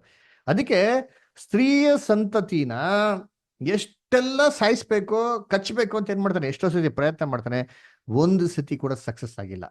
ಇವನ್ ಇನ್ಫ್ಯಾಕ್ಟ್ ನೋಡ್ಬೇಕ್ರೆ ಯೇಸು ಕ್ರಿಸ್ತು ಮೊದಲನೇ ಸತಿ ಆಲಯದಲ್ಲಿ ಉಪದೇಶ ಮಾಡ್ಬೇಕ್ರೆ ಜನಗಳ ಉಪದೇಶನೆಲ್ಲ ಕೇಳ್ಬಿಟ್ಟು ಹೆಂಗ್ ಗೊತ್ತಾ ಮಾಡ್ತಾರೆ, ಯೇಸು ಕ್ರಿಸ್ತನ ಮೇಲ್ಗಡೆಯಿಂದ ಪರ್ವತದ ಮೇಲೆ ಕೆಡೆ ತಳ್ಬಿಟ್ಟು ಸಾಯಿಸ್ಬೇಕು ಅಂತ ಪ್ಲಾನ್ ಮಾಡ್ತಾರೆ ನೋಡಿದ್ದೀನಿ. ಅದು ವರ್ಕೌಟ್ ಆಗಲ್ಲ ರೀ. ನೋಡಿ ಬಗ್ಗೆ ವಾಕ್ಯ ಓದೋಣ ಎಲ್ಲಿ ಅಂದ್ರೆ ಲೂಕ 4ನೇ ಅಧ್ಯಾಯ 21 ಮತ್ತು 22. Luke 4 chapter 21-22. ಈ ಹೊತ್ತು ನೀವು ನನ್ನ ಮಾತನ್ನು ಕೇಳುವಲ್ಲಿ ಈ ವೇದೋಕ್ತಿ ನೆರವೇರಿದೆ ಎಂದು ಹೇಳುತ್ತಿರುವಾಗ ಎಲ್ಲರೂ ಆತನನ್ನು ಹೊಗಳಿ ಆತನ ಬಾಯಿಂದ ಹೊರಡುವ ಇಂಪಾದ ಮಾತುಗಳಿಗೆ ಆಶ್ಚರ್ಯಪಟ್ಟು ಇವನು ಯೋಸೇಫನ ಮಗನಲ್ಲವೇ ಎಂದು ಮಾತಾಡಿಕೊಂಡರು. ನೋಡ್ರ ಆಶ್ಚರ್ಯಪಟ್ರಂತೆ ನೋಡಿ. ಆದ್ರೆ ಇನ್ನು ಸ್ವಲ್ಪ ಕ್ಷಣಕ್ಕೆ ಏನಾಯ್ತು ನೋಡಿ ಅಂತೀನಿ. ಅದರಲ್ಲೇ 28 ಮತ್ತು 29ನೇ ವಾಕ್ಯ. ಸಭಾಮಂದಿರದಲ್ಲಿರುವವರೆಲ್ಲರೂ ಈ ಮಾತುಗಳನ್ನು ಕೇಳಿ ಬಹಳವಾಗಿ ಸಿಟ್ಟುಗೊಂಡು ಎದ್ದು ಆತನನ್ನು ಊರ ಹೊರಕ್ಕೆ ಅಟ್ಟಿ ತಮ್ಮ ಊರು ಕಟ್ಟಿದ ಗುಡ್ಡದ ಕಾಡಿಗದ ಸ್ಥಳಕ್ಕೆ ನಡೆಸಿಕೊಂಡು ಹೋಗಿ ಅಲ್ಲಿಂದ ಕೆಳಕ್ಕೆ ದೊಬ್ಬಬೇಕೆಂದಿದ್ದರು. ಆದರೂ ಆತನು ಅವರ ಮಧ್ಯದಲ್ಲಿ ಹಾದು ಹೊರಟು ಹೋದರು. ಏನ್ ಮಾಡೋದಂತೆ, ಆ ಒಂದು ಗುಡ್ಡದ ಕಡಿದಾದ ಒಂದು ತುದಿ ಕೊಂಡೋಗ್ಬಿಟ್ಟು ಮೇಲೆ ತಲಬಿಡ ಅಂತ ಏನ್ ಮಾಡತ್ತೆ, ಪ್ಲಾನ್ ಮಾಡಂತೆ. ಏಸುಗೂ ಸೇಮ್ ಮಾಡಿದ್ರು, ಹೊಡಿರಪ್ಪ ಹೊಡ್ಸ್ಕೊಂತೀನಿ ಅಂತ ಮಾಡಿದ್ರು, ಒದೇ ತಿಂದ್ರ ನೋಡಿ. ನಮ್ಮ ಯಜಮಾನ್ರ ಹಿಂಗ್ ಕಿಲಾಡಿ ಆಗೋರು ಅಂತ ಏನ್ ಮಾಡೋದು, ತಪ್ಪಿಸ್ಕೊಂಡು ಓಡೋಗ್ಬಿಟ್ರಂತೆ. ನಾವಾದ್ರೆ ಹೆಂಗಿರ್ತೀರಿ, ತಲೆನೇ ಕೊಟ್ಬಿಡ್ತೀರಿ. ಏಸುಗೂ ಸೆಂಗೋಡ್ ನೋಡ್ತೀರಿ ನಮ್ಮ ಗುರುಗಳು. ಅಂದ್ರೆ ಏನ್ ಮಾಡಂತೆ, ತಪ್ಪಿಸ್ಕೊಂಡು ಹೋದ್ರಂತರಿ. ಕರ್ತನಲ್ಲಿ ಪ್ರೀತಿಯ ಸೊಗಳೆ. ಅದಕ್ಕೆ ಏಸುಗೂ ಸಿಡ್ದು ಸರ್ಪಗಳ ತರ ಜನರಾಗ್ರಿ, ಪಾರ್ವಳ್ದ ಹೆಂಗ್ರಿ ನಿಷ್ಕಪಟರಾಗಿರಿ ಅಂತ ಹೇಳಿದ್ರಿ ಅಲ್ವ. ಅದಕ್ಕೆ ನೋಡ್ಬೇಕ್ರೆ ಯೇಸು ಕ್ರಿಸ್ತ ಮಾಡ್ರಲ್ಲ ತಪ್ಪಿಸ್ಕೊಂಡು ಹೋಗ್ಬಿಟ್ರು. ಈ ಸತಿ ಇದೇ ತರ ಎಷ್ಟೋ ಸತಿ ಕ್ರಿಸ್ತನ್ನ ಸಾಯಿಸ್ಬೇಕಂತ ಪ್ರಯತ್ನ ಮಾಡ್ತಾರೆ. ಯೇಸು ಕ್ರಿಸ್ತು ಒಂದು ಸತಿನೂ ಏಟಿನಿಲ್ಲ ರೀ ಅಲ್ವರ. ಎಲ್ಲ ಸತಿ ತಪ್ಪಿಸ್ಕೊಂಡು ಏನ್ ಮಾಡೋದ್ರಿ, ಹೋಗೋ ನೋಡಿರ್ತೀನಿ. ಕೊನೆಗೆ ಹಿಂಗೆ ಇರ್ಬೇಕ್ರಿ ಏನಾಗ್ತದೆ, ಒಂದ್ಸತಿ ಸಡನ್ ಆಗಿ ಬಂದ್ಬಿಟ್ಟು ಏನ್ರಿ ಯೇಸು ಕ್ರಿಸ್ತು ತನ್ನ ಬಾಯಿನಲ್ಲಿ ಒಂದು ಮಾತು ಹೇಳ್ತಾರ್ರಿ. ಏನಂತ ಹೇಳ್ತಾರೆ ಅಂದ್ರೆ, ನಾನು ಸ್ವಲ್ಪ ದಿನದಲ್ಲಿ ಯೆರೂಸಲೇಮ್ಗೆ ಹೋಗ್ಬಿಟ್ಟು ಶಿಲ್ಬೆ ಮೇಲೆ ಏನಾಗ್ಬೇಕು, ನಾನು ಸಾಯ್ಬೇಕು ಅಂತ ಒಂದು ಮಾತು ಹೇಳ್ತಾರೆ ನೋಡಿ. ಓದೋಣ ಮತ್ತೆ 16:21. ಅಮೃತ ಸಿಸ್ಟರ್ ಲೈನ್ ಇದ್ದೀರಾ, ಓದ್ಬೋದಾ ಅಮೃತ ಸಿಸ್ಟರ್? ಓದಮ್ಮ. ಮ್ಯಾಥ್ಯೂ 16:21 ಓದಮ್ಮ. ಅಂದಿನಿಂದ ಯೇಸು ಕ್ರಿಸ್ತನು ತಾನು ಯೆರೂಸಲೇಮಿಗೆ ಹೋಗಿ ಅಲ್ಲಿ ಹಿರಿಯರಿಂದಲೂ ಮಹಾಯಾಜಕರಿಂದಲೂ ಶಾಸ್ತ್ರಿಗಳಿಂದಲೂ ಬಹು ಕಷ್ಟವನ್ನನುಭವಿಸಿ ಕೊಲ್ಲಲ್ಪಟ್ಟು ಮೂರನೆಯ ದಿನದಲ್ಲಿ ಜೀವಿತನಾಗಿ ಎಬ್ಬಿಸಲ್ಪಡಬೇಕೆಂದು ತನ್ನ ಶಿಷ್ಯರಿಗೆ ತಿಳಿಸುವುದಕ್ಕೆ ಪ್ರಾರಂಭ ಮಾಡಿದನು. ಶಿಷ್ಯರಿಗೆ ತಿಳಿಸೋದಕ್ಕೆ ಪ್ರಾರಂಭ ಮಾಡೋರಂತೀರಿ, ಅಷ್ಟೇ ಸ್ಟಾರ್ಟ್ ಮಾಡೋರು. ಇನ್ಮೇಲೆ ನಾನು ಸಾಯ್ಬೇಕಪ್ಪ ಮತ್ತೆ ಯೆರೂಸಲೇಮಿಗೆ ಸಾಯ್ಬೇಕು ಅಂತ ಏನ್ ಮಾಡಿದ್ರು, ಹೇಳೋದಕ್ಕೆ ಶುರು ಮಾಡೋಂತೀರಿ. ಹೇಳಕ್ಕೆ ಶುರು ಮಾಡಿದ ತಕ್ಷಣ ಸೇತನ್ಗೆ ಏನಾಗೋಯ್ತು, ಕಲಿಬಿಲಿ ಆಗೋಯ್ತು. ಅಲ್ಲೇ ಏನಪ್ಪ, ಈ ಮನುಷ್ಯನ ಎಷ್ಟು ಸತಿ ಸಾಯಿಸೋದಕ್ಕೆ ನಾನು ಪ್ರಯತ್ನ ಮಾಡ್ತಾ ಇದ್ದೀನಿ, ಅಷ್ಟು ಸತಿಗೂ ಇವ್ರು ಏನಾಗ್ರೆ ಎಸ್ಕೇಪ್ ಆಗೋರೆ. ಒಂದ್ ಸತಿ ರೇಟ್ ತಿಂದ್ರ, ಒಂದ್ ಸತಿ ಏನಾರ ಯೇಸು ಕ್ರಿಸ್ತನ್ ಯಾರು ಮುಟ್ಟಕ್ಕಾಯ್ತಾ, ಆಗ್ಲಿಲ್ಲ. ಆದ್ರೆ ಸಡನ್ ಆಗಿ ಯೇಸು ಕ್ರಿಸ್ತ ತನ್ನ ಸ್ವಂತ ಬಾಯಿಂದ ಹೇಳ್ತಾ ಇದಾರೆ, ನಾನ್ ಸಾಯ್ಬೇಕು ಅಂತ ಹೇಳಿದ ತಕ್ಷಣ ಸೇತಾನ್ ಏನ್ ಮಾಡ್ತಾನೆ, ಪ್ಲಾನ್ ಚೇಂಜ್ ಮಾಡ್ಬಿಡ್ತಾನೆ. ಓಹೋ, ಇಷ್ಟು ದಿನ ನಾನು ಸಾಯಿಸೋದಕ್ಕೆ ಪ್ರಯತ್ನ ಪಟ್ಟಿರೋಂಥ ಮನುಷ್ಯ ಯಾವತ್ತೇನಾಗಿಲ್ಲ, ಕೈಗೆ ಸಿಕ್ಕಿಲ್ಲ, ಸಾಯಿಸೋದಕ್ಕೆ ಆಗ್ಲಿಲ್ಲ. ಅವರೇ ತನ್ನ ಬಾಯಿನಲ್ಲಿ ಸಾಯ್ತೀನಿ ಅಂತ ಹೇಳ್ತಾ ಇರ್ಬೇಕಾರೆ, ಓ ಏನೋ ದೊಡ್ಡ ಅಪಾಯ ಇದೆಯಪ್ಪ, ಹಂಗಂದ್ರೆ ಏನ್ ಮಾಡ್ಬೇಕು, ಇದರಿಂದ ಹುಷಾರಾಗಿರ್ಬೇಕು ಅಂತ ಏನ್ ಮಾಡ್ತಾರೆ, ಇಮ್ಮಿಡಿಯೇಟ್ ಆಗಿ ನೋಡ್ರಿ ಇದೀನಿ. ಸೇತಾನು ಏನ್ರಿ ಪೇತ್ರನ ಮುಖಾಂತರ ಮಾತಾಡ್ತಾನೆ. ಎಲ್ಲಿ, ಅದೇ 23ನೇ ವಾಕ್ಯ.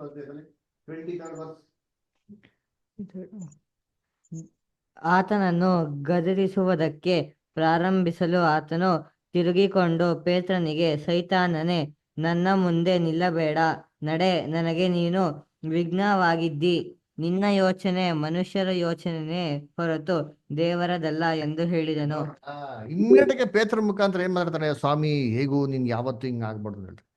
ಇಮ್ಮಿಡಿಯೇಟ್ ಕ್ರೈಸ್ಟ್ ಬಿಡ್ತಾರ, ಹಿಂದೆ ಮುಂದೆ ನೋಡಿದ್ರೆ ಏನಂತಾರೆ, ಸೈತಾನನೇ ನಮ್ಮ ಮುಂದೆ ನಿಲ್ಲಬೇಡ ಹೋಗು ಅಂತ ಏನ್ ಮಾಡ್ತಾರೆ ಹೇಳ್ತಾರೆ ನೋಡ್ತೀನಿ ಅಲ್ವರ. ಯಾಕೆ ಸೈತಾನ ಏನ್ ಮಾಡ್ತಾನೆ, ಓಹೋ ಇವಾಗ ಕ್ರಿಸ್ತನ್ ಸತ್ತೋಗ್ಬಿಟ್ರೆ ನಮ್ಗೇನು ಅಪ್ಪ ಯಾಕಣಪ್ಪ, ಇನ್ನೇನ್ ಮಾಡೋಕೆ ಇವನು ಸಾಯ್ದೈತಿ ನೋಡ್ಕೊಬೇಕು. ಅದಕ್ಕೆ ನೋಡ್ಬೇಕಾ ಪಿಲಾತ್ ತಗೊಂಡು ತೊಗೊಂತೀನಿ. ಪಿಲಾತ್ ತಗೊಂಡ್ಬೇಕು, ಪಿಲಾತ್ ಕೇಳ್ತಾರೆ ಏನಪ್ಪ ಆಯ್ತು ಏನ್ ಪ್ರಾಬ್ಲಮ್ ಹೇಳು ಅಂತ ಕೇಳ್ತಾರೆ. ಅದ್ರ ಅವಾಗ ಯೇಸು ಕ್ರಿಸ್ತ ಒಂದು ಮಾತು ಮಾತಾಡ್ತಾರ. ಪಿಲಾತ್ ಹೇಳ್ತಾರೆ ನನ್ಗೆ ಅಧಿಕಾರ ಇದೆ, ನಿನ್ನ ಬಿಡಿಸೋದಿಕ್ಕೋ ನಿನ್ನ ಸಾಯಿಸೋದಿಕ್ಕೋ ನನ್ಗೆ ಅಧಿಕಾರ ಇದೆ, ದಯವಿಟ್ಟು ಮಾತಾಡು ಅಂತ ಹೇಳ್ತಾರೆ. ಕ್ರಿಸ್ತನ್ ಏನ್ ಮಾಡಲಿಲ್ಲ, ಒಂದೇ ಒಂದು ಮಾತು ಮಾತಾಡಲಿಲ್ಲ ರೀ. ಅದರ ಯೋಚನೆ ಮಾಡ್ರಿ, ಆ ಜಾಗದಲ್ಲಿ ನಾವೇನಿದ್ರೆ ನಮ್ಮನ್ನ ಬೆಂಗಳೂರೆಲ್ಲ ಅರೆಸ್ಟ್ ಮಾಡ್ಕೊಂಡು ತೊಗೊಬಿಟ್ಟು ಕಮಿಷನರ್ಗೆ ಒಪ್ಪಿಸ್ಬಿಟ್ಟ ಅಂತಂದ್ರೆ, ಕಮಿಷನರ್ ನಮ್ಮ ಹತ್ರ ಬಂದ್ಬಿಟ್ಟು ಏನು ಎದ್ರುಬಿಡಪ್ಪ, ನಾನು ಇದನ್ನ ಧೈರ್ಯವಾಗಿ ಹೇಳು, ಏನಾಯ್ತು ಅಂತ ಹೇಳು, ನಾನು ನಿನ್ನ ಕಾಪಾಡ್ತೀನಿ ಅಂತ ಹೇಳಿದ್ರೆ ಸಾಕು, ನಾವೇನ್ ಮಾಡ್ತೀರಿ ಸಾರ್ ಅಂತ ಎಲ್ಲ ಮನ್ಸ್ಬಿಟ್ಟು ಬರ್ಕೊಬಿಡ್ತೀರಿ ಕ್ಲೀನಾಗಿ. ಮತ್ತೆ ಯೇಸು ಕ್ರಿಸ್ತ ಏನೋ ಮಾತಾಡಿದ್ರ, ಒಂದೇ ಒಂದು ಮಿಟಿಕ್ ಅಂದಿಲ್ಲ, ಒಂದೇ ಮಾತು ಹೇಳ್ತಾರೆ, ಪರಲೋಕದಿಂದ ನಿನಗೆ ಕೊಡಲ್ಪಡ್ದಿರ ಇದ್ರೆ ನಿನಗೆ ನನ್ನ ಮೇಲೆ ಯಾವ ಅಧಿಕಾರ ಇಲ್ಲ ಅಂತ ಬಿಟ್ಟಿದ್ರೆ. ಕರ್ತನಲ್ಲಿ ಪ್ರೀತಿ ಅಂತ ಸೌರಸ್ವರಗಳು ನೋಡ್ಬೇಕಾದ್ರೆ ಅದಕ್ಕೆ ಏನಾಗಿಲ್ಲ ಅಂದ್ರೆ ಯಾವ ಒಂದು ಇದಕ್ಕೂ ಯೇಸು ಕ್ರಿಸ್ತ ಏನಾಗಿಲ್ಲ, ವಂಚನೆಗೆ ಒಳಗಾಗಿಲ್ಲ. ಕರ್ತನಲ್ಲಿ ಪ್ರೀತಿ ಅಂತ ಸೌರಸ್ವರಗಳು ಅದಕ್ಕೆ ನೋಡ್ಬೇಕಾರೆ ಏನ್ರಿ ಅಲ್ಲಿ ಏನ್ರಿ ಸರ್ಪ ಬಂದ್ಬಿಟ್ಟು ಇಂದಿನ ಕಚೇರಿಗೆ ಏನ್ ಮಾಡ್ತೀವಿ, ಎಷ್ಟೋ ಸತಿ ಪ್ರಯತ್ನ ಮಾಡ್ತು, ಸಕ್ಸಸ್ಫುಲ್ ಆಗಿಲ್ಲ. ಶಿಲ್ಬೆ ಮೇಲೆ ಕೂಡ ಪ್ರಯತ್ನ ಮಾಡ್ತಾನೆ, ದೇವ್ರ ಮಗನ ಇಳ್ದುವಾ ಅಂತಂದ್ಬಿಟ್ಟು ಯೇಸು ಕ್ರಿಸ್ತ ಇಳ್ದು ಬಂದ್ಬಿಟ್ರಾ, ಇಲ್ಲ ರೀ. ಕೊನೆಗೆ ಏನಾಯ್ತು ಅಂದ್ರೆ ಸರ್ಪ ಆ ಇಮಿಡಿನ ಏನ್ ಮಾಡ್ತಾನೆ, ಕಚ್ಚಿದಂತೆ ಆಯ್ತು. ಯೇಸು ಕ್ರಿಸ್ತ ಮರಣ ಹೊಂದ್ರು, ನಮ್ಗೆ ಚೆನ್ನಾಗಿ ಗೊತ್ತು. ಅದರ ಯೇಸು ಕ್ರಿಸ್ತ ಸಮಾಧಿಯಲ್ಲಿ ಸೇರಿದ್ರು. ಅದರ ಯೇಸು ಕ್ರಿಸ್ತ ಏನ್ ಮಾಡಿದ್ರು, 3ನೇ ದಿನದಲ್ಲಿ ಪುನರುತ್ಥಾನ ಆದ್ರು. ಸರಿ, ಇವಾಗ ಎಲ್ಲ ಪಾಠ ಚೆನ್ನಾಗಿ ಕೇಳಿದ್ರಲ್ವಾ? ಕೇಳಿದ್ರೆ ಕ್ಲೀನ್ ಆಗಿ. ಇವಾಗ ನಿಮ್ಗೆಲ್ಲರಿಗೂ ಒಂದು ಪ್ರಶ್ನೆ ಕೇಳ್ತೀನಿ. ಯೇಸು ಕ್ರಿಸ್ತ ಸ್ತ್ರೀಯ ಸಂತತಿ ತಾನೆ? ಆದಾಮ್ಗೆ ಈಡೇನ್ ತೋಟದಲ್ಲಿ ವಾಗ್ದಾನ ಮಾಡಿದ ಸ್ತ್ರೀಯ ಸಂತತಿ ಕ್ರಿಸ್ತನು. ಅವ್ರು ಬಂದು ಸರ್ಪ ತಲೆ ಏನ್ ಮಾಡ್ಬೇಕು, ಜಜ್ಬೇಕು. ಸರಿ, ಹಂಗಂದ್ರೆ ಯೇಸು ಕ್ರಿಸ್ತು ಮೊದಲನೇ ಬರುವಿಕೆಯಲ್ಲಿ ಬಂದ್ರಲ್ವಾ, ಯಾಕೆ ಸೇತಾನಿನ ತಲೆನ ಜಜ್ಲಿಲ್ಲ? ಜಜ್ಬೇಕಾಗಿತ್ತಲ್ವಾ ಯೇಸು ಕ್ರಿಸ್ತು? ಯೇಸು ಕ್ರಿಸ್ತು ಮೊದಲನೇ ಬರುವಿಕೆಯಲ್ಲಿ ಬಂದ್ರಪ್ಪ, ಸೇತಾನ್ ತಲೆನ ಯಾಕೆ ಜಜ್ಲಿಲ್ಲ ಹೇಳಿ? ಜಜ್ಬೇಕಾಗಿತ್ತಲ್ಲ, ಯಾಕೆ ಜಜ್ಜಿಲ್ಲ ಹೇಳ್ರಿ? ಯಾರಾದ್ರು ಹೇಳ್ತೀರಾ? ಯಾರಿಗ ಗೊತ್ತಿದ್ಯಾ ಉತ್ತರ? ಕ್ರಿಸ್ತನು ಮೊದಲನೇದಾಗಿ ಜನರನ್ನ ರಕ್ಷಿಸಬೇಕಾಗಿತ್ತು, ತನ್ನನ್ನ ತೋರ್ಸ್ಕೊಳ್ಬೇಕಾಗಿತ್ತು. 100ಕ್ಕೆ 100ರಷ್ಟು ಮನುಷ್ಯರು, 100ಕ್ಕೆ 100ರಷ್ಟು ದೇವ್ರು ಅಂತೇಳಿ. ಹಾಗಾಗಿ ಸೈತಾನನನ್ನು ಆತನು ತಲೆಯನ್ನು ಜಜ್ಜದೆ ಮುಂದಿನ ಒಂದು ನಮ್ಮ ನಿತ್ಯ ಜೀವಕ್ಕಾಗಿ ಆತನು ಸಿದ್ಧ ಮಾಡಿದನು. Oh good, very good brother, very good answer, almost correct, good, super. ಸರಿ, ಮತ್ತೆ ಯಾವಾಗ ಜಸ್ತಾರೆ? ಮರಣಶಿಲೆ. ಯಾವಾಗ ಜಸ್ತಾರೆ? ಆತನ ರಾಜ್ಯ ಬಂದ್ಮೇಲೆ ಬರ್ತದೆ. ಧರ್ಮಶಾಸ್ತ್ರ ನೆರವೇರಿದ ಮೇಲೆ. ಸರಿ, ಅದರ ಇವಾಗ ನೋಡಿದ್ದೀನಿ. ಅದರ ಯಾಕೆ ಯೇಸು ಕ್ರಿಸ್ತು ಅವಾಗ ಜಜ್ಲಿಲ್ಲ? ಇದು ಏನ್ರಿ ಸೇತಾನಿಗೂ ಸೀಕ್ರೆಟ್. ಯಾಕೆ ಗೊತ್ತಾ? ಯೇಸು ಕ್ರಿಸ್ತು ಸ್ತ್ರೀಯ ಸಂತತಿ ಆಗಿದ್ಮೇಲೆ ಅವ್ನ ತಲೆ ಜಜ್ಬೇಕಾಗಿತ್ತಲ್ವ ಅಟ್ಲೀಸ್ಟ್. ಅದರ ಸರಿಯಪ್ಪ, ಯೇಸು ಕ್ರಿಸ್ತು ಎಲ್ಲರಿಗೂ ಪ್ರಾಣ ಕೊಡ್ಬೇಕಾಯ್ತು, ವಿಮೋಚನೆ ಕೊಡ್ಬೇಕಾಯ್ತು, ಸಾಯ್ಬೇಕಾಗಿ ಸತ್ರು, ಆಯ್ತಪ್ಪ. ಸತ್ಯ ಪುನರ್ತನ ಆದ್ರೆ ತಾನೆ. ಸತ್ಯ ಪುನರ್ತನ ಆಗಿ 2000 ವರ್ಷ ಆಯ್ತು. 2000 ವರ್ಷ ಆದ್ರೆ ಯಾಕೆ ತಲೆ ಜಜ್ಜಿಲ್ಲ? ಜಜ್ಬೇಕಾಗಿತ್ತಲ್ವಾ? ಅಲ್ವರ? ವಿಮೋಚನೆ ಕೊಟ್ಟರು, ಪ್ರಾಣ ಕೊಟ್ಟರು, ನಮ್ನೆಲ್ಲರನ್ನು ವಿಮೋಚಿಸಿದ್ರು, ರಕ್ಷಿಸಿಕೊಟ್ಟಿದ್ದಾರೆ, ನಮ್ಮೆಲ್ಲರಿಗೂ ಈಡು ಬಲಿ ಕೊಟ್ಟಿದ್ದಾರೆ, ನಮ್ಗೆಲ್ಲ ಒಂದು ಕ್ರಯ ವಿಮೋಚಕ ಧನ ಏನ್ ಮಾಡಿ ಕೊಟ್ಟಿದ್ದಾರೆ. ಹಂಗಿರ್ಬೇಕಾದ್ರೆ ಯಾಕೆ ಯೇಸು ಕ್ರಿಸ್ತು 2000 ವರ್ಷ ಆದ್ರೂ ಅವ್ನ ತಲೆ ಜಜ್ಜಿಲ್ಲ? ಇದು ಏನ್ ಗೊತ್ತಾ ಕಾರಣ? ಆತನ ಸಮಯ ಇನ್ನು ಬಂದಿಲ್ಲ. ವೆರಿ ಗುಡ್ ಬ್ರದರ್, ಪರವಾಗಿಲ್ಲಪ್ಪ. Jayaprakash brother, very good. ಓದ್ತೀರಾ ಅಂತ ಅರ್ಥ ಆಯ್ತು ಅಲ್ವರ? ಹಂಗಾರೆ ಇದೇ ಗ್ರೇಟ್ ಸಸ್ಪೆನ್ಸ್. ಸತ್ಯವೇದದಲ್ಲಿ ಇದೇ ಒಂದು ದೊಡ್ಡ ರಹಸ್ಯ. ಏನಪ್ಪ ರಹಸ್ಯ ಅಂತಂದ್ರೆ, ಕ್ರಿಸ್ತನು ಅಂದ್ರೆ ಯಾರು? ಏನ್ರಿ? The Christ in you, this is the great suspense ಸತ್ಯವೇದಲ್ಲಿರೋದು ಅಲ್ವರ? ಹಂಗಾರೆ ಕ್ರಿಸ್ತನ ಅಂದ್ರೆ ಯಾರು ಅಲ್ವರ? ಸತ್ಯವೇದ ನೋಡಿದ್ದೀರಿ ಅಲ್ವರ? ನೋಡಿ, ಯೇಸು ಕ್ರಿಸ್ತನಿಗೆ ಏನ್ ಹೆಸರು? ಯೇಸು ಕ್ರಿಸ್ತು ಇದೆಲ್ಲ ಭೂಲೋಕಕ್ಕೆ ಬಂದ್ರಲ್ವಾ? ಯೇಸು ಕ್ರಿಸ್ತು ಭೂಲೋಕಕ್ಕೆ ಜನ್ಮ ತಗೊಂಡ್ಬೇಕಾರೆ ದೇವ್ರವ್ರಿಗೆ ಏನಂತ ಹೆಸರಿಡು ಅಂತ ಹೇಳೋರು? ಯೇಸು. ಯೇಸು ಅಂತ ಹೆಸರಿಡು ಅಂತಂದ್ರು, ಕರೆಕ್ಟಾ? ಸರಿ, ಇವನು ಸತ್ಯವೇದದಲ್ಲಿ ಓದ್ದ ಅಂತಂದ್ರೆ ಅವ್ರಿಗೆಲ್ಲ ಏನಂತ ಬರೀಲ್ಪಟ್ಟಿದೆ ಅಂದ್ರೆ ಯೇಸು ಕ್ರಿಸ್ತನು ಅಂತ ಬರೀಲ್ಪಟ್ಟಿದೆ, ಕರೆಕ್ಟಾ? ಸರಿ, ಯೇಸು ಕ್ರಿಸ್ತನಾಗಿದೆ ಯಾವಾಗ? ವಾಕ್ಯ ಓದಿ. ಅಭಿಷೇಕಿಸಲ್ಪಟ್ಟ ಮೇಲೆ. ಆತನು ಉಪವಾಸ ಮಾಡಿ ಅಭಿಷೇಕಿಸಲ್ಪಟ್ಟು ಬ್ಯಾಪ್ಟಿಸಮ್ ದೀಕ್ಷಾಸ್ನಾನ ತೆಗೆದುಕೊಂಡ ಮೇಲೆ. ಹಾ, ವೆರಿ ಗುಡ್. ಓದಿ, ಓದನ ವಾಕ್ಯ ನೋಡೋಣಂತ್ರಿ. ಯೋಹಾನ 1ನೇ ಅಧ್ಯಾಯ 41ನೇ ವಾಕ್ಯ ಓದಿ. ಜಾನ್ 1:41. ಇವನು ಮೊದಲು ತನ್ನ ಜಾನ್ 1:41.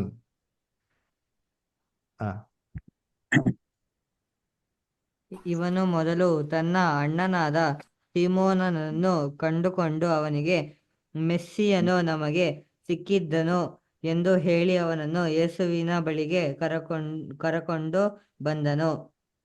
ಯೇಸು ಅವನನ್ನು ನೋಡಿ, ನೀನು ಯೋಹಾನ್ ಅಲ್ವರಾ? ಆ ವಾಕ್ಯ ಓದ್ರಿ, ಎಲ್ಲಿ ಸಂತೋಷ ಬದ್ದರು ಓದಿ.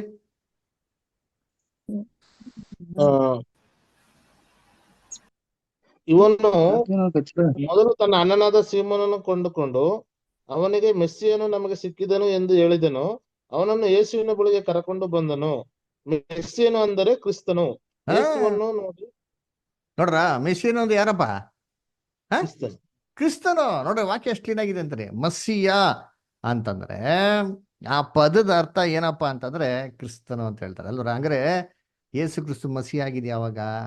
ಯೇಸು ಕ್ರಿಸ್ತು ಕ್ರಿಸ್ತನಾಗಿದೆ ಯಾವಾಗ ಅಂದ್ರೆ ಅವರು ನೀರಲ್ಲಿ ಯಾವಾಗ ದೀಕ್ಷಾಸ್ನಾನ ತಗೊಂತಾರೋ, ದೇವರವ್ರಿಗೆ ಯಾವಾಗ ಪವಿತ್ರ ಆತ್ಮನ ಅಭಿಷೇಕ ಮಾಡ್ತಾರೋ ಆವಾಗೆ ಯೇಸು ಏನಾಗಿದ್ದು? ಕ್ರಿಸ್ತನಾಗಿದ್ದು. ಅದಕ್ಕೆ ಯೇಸು ಕ್ರಿಸ್ತನು ಅಂತ ಹೆಸರು ಅವಾಗೇನಾಯ್ತು ಬಂತು. ನೋಡಿ, ವಾಕ್ಯ ಓದನ. ಅಪೊಸ್ತಲ ಕೃತ್ಯಗಳು 10ನೇ ಅಧ್ಯಾಯ 38ನೇ ವಾಕ್ಯ. ಪ್ರೇಮಾ ಸಿಸ್ಟರ್ ಓದ್ಬೋದಾ? ಅಪೊಸ್ತಲ ಕೃತ್ಯಗಳು 10:38. 10:38. ಹೌದು ಸಿಸ್ಟರ್. ಓಕೆ. ಪವಿತ್ರಾತ್ಮದಿಂದಲೂ ದೇವರು ನಜರೇತಿನ ಯೇಸುವನ್ನು ಪವಿತ್ರಾತ್ಮದಿಂದಲೂ ಬಲದಿಂದಲೂ ಅಭಿಷೇಕಿಸಿದನು. ಪವಿತ್ರಾತ್ಮದಿಂದ ಅಭಿಷೇಕಿಸಿದ್ರಂತೆ. ಅವಾಗೆ ಅಭಿಷಕ್ತನಾಗಿದ್ರಿ, ಆವಾಗೆ ಅಭಿಷಕ್ತನಾಗಿರಂತ ಕ್ರಿಸ್ತನಾಗಿದ್ದು. ಸರಿಯಪ್ಪ, ಆಯ್ತು. ಕೇಳಿಸ್ಕೊಂಡ್ರ? ಇವಾಗ ಇನ್ನೊಂದು ಪ್ರಶ್ನೆ ಕೇಳ್ತೀನಿ, ನೋಡಿದ್ದೀನಿ ಯಾರು ಕರೆಕ್ಟಾಗಿ ಹೇಳ್ತೀನಿ ನೋಡೋಣ ಅಂತೀನಿ ಅಲ್ರ. ಇವಾಗ ದೇವರು ಯೇಸು ಕ್ರಿಸ್ತನ್ಗೆ ಪವಿತ್ರ ಆತ್ಮನ ಅಭಿಷೇಕ ಮಾಡಿದ್ರು ಯಾವಾಗ? ಬ್ಯಾಪ್ಟಿಸಮ್ ತಗೊಂಡ ಅವಾಗ, ಕರೆಕ್ಟಾ? ಇದೇ ತರ ದೇವರು ಬೇರೆ ಯಾರನ್ನಾರ ಬ್ಯಾಪ್ಟಿಸಮ್ ತಗೊಂಡಾವಾಗ ಪವಿತ್ರ ಆತ್ಮನ ಅಭಿಷೇಕ ಮಾಡಿದಾರ?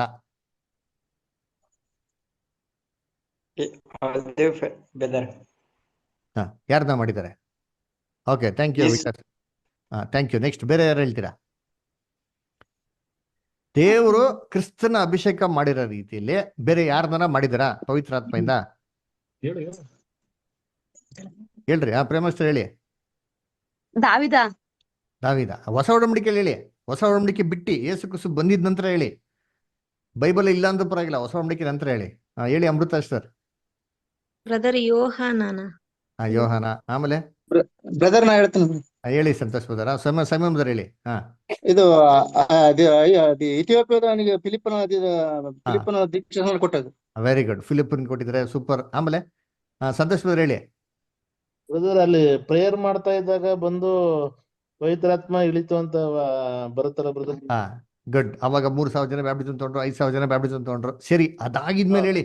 ಹೊಸ ಒಡಂಬಡಿಕೆಲ್ಲ ಬರೆಯಲ್ಪಟ್ಟಿತ್ತಪ್ಪ. ಅದಾಗಿದ್ಮೇಲೆ ಬೈಬಲ್ ಎಲ್ಲ ಬರೆಯಲ್ಪಟ್ಟಿದ್ಮೇಲೆ ದೇವರು ಅದೇ ರೀತಿ ಬೇರೆ ಯಾರಿಗಾರ ಬ್ಯಾಪ್ಟಿಸಮ್ ಕೊಟ್ಟವಾಗ ಪವಿತ್ರಾತ್ಮ ಕೊಟ್ಟಿದಾರ? ಕೊಟ್ಟಿದ್ದಾರೆ. ಯಾರು ಕೊಟ್ಟಿದ್ದಾರೆ? ಕರೆಕ್ಟ್ ಹೇಳಿ ಪೀಟರ್ ಬ್ರದರ್, ಯಾರು ಕೊಟ್ಟಿದ್ದಾರೆ? ಯೇಸುವನ್ನು ನಂಬಿ ರಕ್ಷಣೆ ಹೊಂದಿದ ಪ್ರತಿಯೊಬ್ಬರಿಗೂ ಪವಿತ್ರಾತ್ಮದಿಂದ ದೀಕ್ಷಾಸ್ನಾನ ಮಾಡಿಸಿದ್ದಾರೆ. Very good brother, super. ಅಲ್ವಾ? ಯಾರು ಯೇಸು ಕ್ರಿಸ್ತ ನಂಬಿ ಅವ್ರ ಹೆಸರಲ್ಲಿ ದೀಕ್ಷಾಸ್ನಾನ ತಗೊಂಡಿದಾರೋ ಪ್ರತಿಯೊಬ್ಬರಿಗೂ ಪವಿತ್ರಾತ್ಮ ಕೊಟ್ಟಾರ ಇಲ್ವಾ? ಕೊಟ್ಟವ್ರ ಇಲ್ವಾ? ನಿಮ್ಗೆಲ್ಲ ಡೌಟು. 4 ಜನ ಕೊಟ್ಟಿರೋದು. 32 ಜನದಲ್ಲಿ 3 ಜನ ಕೊಟ್ಟಿರೋದು. ಸಭಾಷ್, ಕೀಪ್ ಇಟ್ ಅಪ್. ಸಂತೋಷ ಅದರ. ಸರಿ, ಹಂಗ ನಾವೆಲ್ಲ ಏನೋ ನೀವೆಲ್ಲ ಏನು ಹಂಗಾರೆ? ನಾವೆಲ್ಲ ಏನ್ ಹಂಗಾರೆ? ದೇವರ ಮಕ್ಕಳು, ಅಭಿಷೇಕ್ತರು. ನಾವೆಲ್ಲ ಅಭಿಷೇಕ್ತರು, ನಾವೆಲ್ಲ ದೇವರ ಮಕ್ಕಳು. ವಾಕ್ಯ ಓದಿ ನೋಡೋಣ. 2ನೇ ಕೊರಿಂಥ 1ನೇ ಅಧ್ಯಾಯ 21-22. 2 Corinthians 1st chapter 21 and 22. ಚಲಚಿತ್ರ ಬರ್ತಿತ್ತಲ್ಲ, ಓದ್ರಿ. ಯಾರು ಓದ್ತೀರಾ? ಓದಿ ಸಂತೋಷ್, ಓದಿ. ನಮ್ಮನ್ನು ಅಭಿಷೇಕಿಸಿ ಕ್ರಿಸ್ತನ ಅನ್ಯೋನ್ಯತೆಯಲ್ಲಿ ಸೇರಿಸಿ ನಮ್ಮನ್ನು ನಿಮ್ಮೊಂದಿಗೆ ಸ್ಥಿರಪಡಿಸುವನು ದೇವರೇ. ಆತನು ನಮ್ಮ ಮೇಲೆ ಮುದ್ರೆ ಹಾಕಿ ನಮ್ಮ ಹೃದಯಗಳಲ್ಲಿ ಪವಿತ್ರಾತ್ಮನನ್ನು ಸಂಚಾಕಾರವಾಗಿ ಅನುಗ್ರಹಿಸಿದ್ದಾನೆ. ನೋಡ್ರ ಎಷ್ಟು ಕ್ಲೀನ್ ಆಗಿದೆ ನೋಡ್ರಿ ಕರ್ತನಲ್ಲಿ ಪ್ರೀತಿ ನಮ್ಮನ್ನು ಅಭಿಷೇಕಿಸಿ ಸ್ಥಿರಪಡಿಸಿ ಮುದ್ರೆ ಆಗ್ದವ್ರು ಯಾರಂತೆ ಅವರೇ ದೇವ್ರು. ನಮ್ಮನ್ನ ಅಭಿಷೇಕಿಸಿದಾರೆ, ನಾವೆಲ್ಲ ಅಭಿಷೇಕ್ತರಿ ಅಲ್ವರ. ಅದಕ್ಕೆ ಇದೇಗಪ್ಪ ಅಂತಂದ್ರೆ ನಮ್ಮ ಒಂದು ಏನ್ರಿ ದೇಹ ಅಂದ್ರೆ ಕ್ರಿಸ್ತನ ದೇಹ ಇದೆ. ಈ ದೇಹಕ್ಕೆ ಕ್ರಿಸ್ತನ ಶಿರಸ್ಸು. ನಾವೆಲ್ಲ ಏನಾಗಿದೆ ದೇಹಕ್ಕೆಲ್ಲ ಅಂಗಗಳಾಗಿದ್ದೀವಿ ಅಂತ ಹೇಳ್ತಾರೆ. ಇವಾಗ ಓದೋಣ ಗಲಾತ್ಯರು 3:27. ಅಮೃತಾಷ್ಟರ್ ಓದ್ಬೋದಾ? ಗಲಾತ್ಯರು 3:27. ಗಲಾತ್ಯರು 3:27 ಓದಿ. Okay okay.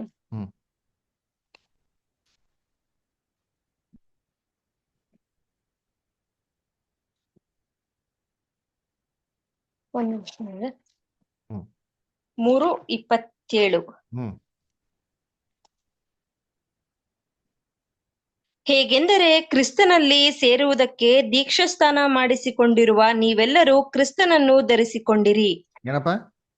ಕ್ರಿಸ್ತನಲ್ಲಿ ದೀಕ್ಷಾಸ್ನಾನ ಮಾಡಿಸ್ಕೊಂಡವ್ರೆಲ್ಲ ನೀವೇನ್ ಧರಿಸ್ಕೊಂಡಿದ್ದೀರಂತೆ? ಏನು ಧರಿಸ್ಕೊಂಡಿದ್ದೀರಂತೆ? ಎಲ್ಲ ವಾಕ್ಯ ಕೇಳ್ತಾ ಇಲ್ಲ. ಕ್ರಿಸ್ತನ್ ಧರಿಸ್ಕೊಂಡಿದ್ದೀರಿ. ಹಂಗ ನಾವೆಲ್ಲ ಏನಾಗ್ಬಿಟ್ರಿ ಇವಾಗ? ನಾವೆಲ್ಲರ ಕ್ರಿಸ್ತರ್ರಿ. ಅದಕ್ಕೆ ನಾವು ಕ್ರೈಸ್ತವರು ಅಂತ ಹೇಳಿದ್ರು. ಕ್ರಿಸ್ತರು ಅಂತ ಹೆಸರು. ನೀವ್ಯಾರು? ನೀವು ಪೀಟರ್ ಕ್ರೈಸ್ಟ್. ನೀವ್ಯಾರು? ಜಯಪ್ರಕಾಶ್ ಕ್ರೈಸ್ಟ್. ಅವ್ರು ಯಾರು? Jesus Christ. ನೀವ್ಯಾರು?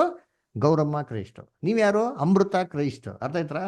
ನಾವೆಲ್ಲ ಜೀಸಸ್ ಕ್ರೈಸ್ಟ್ ತರ ಇರಬೇಕು. ಇದಕ್ಕಾಗಿ ದೇವ್ರು ನಮ್ಮನ್ನ ಕರೆದಿರೋದು ಅಲ್ವಾ? ಸರಿ, ಹೀಗಿದ್ರೆ ಏನ್ ಬೆನಿಫಿಟ್? ಏನ್ ಬೆನಿಫಿಟ್ ಗೊತ್ತಾ?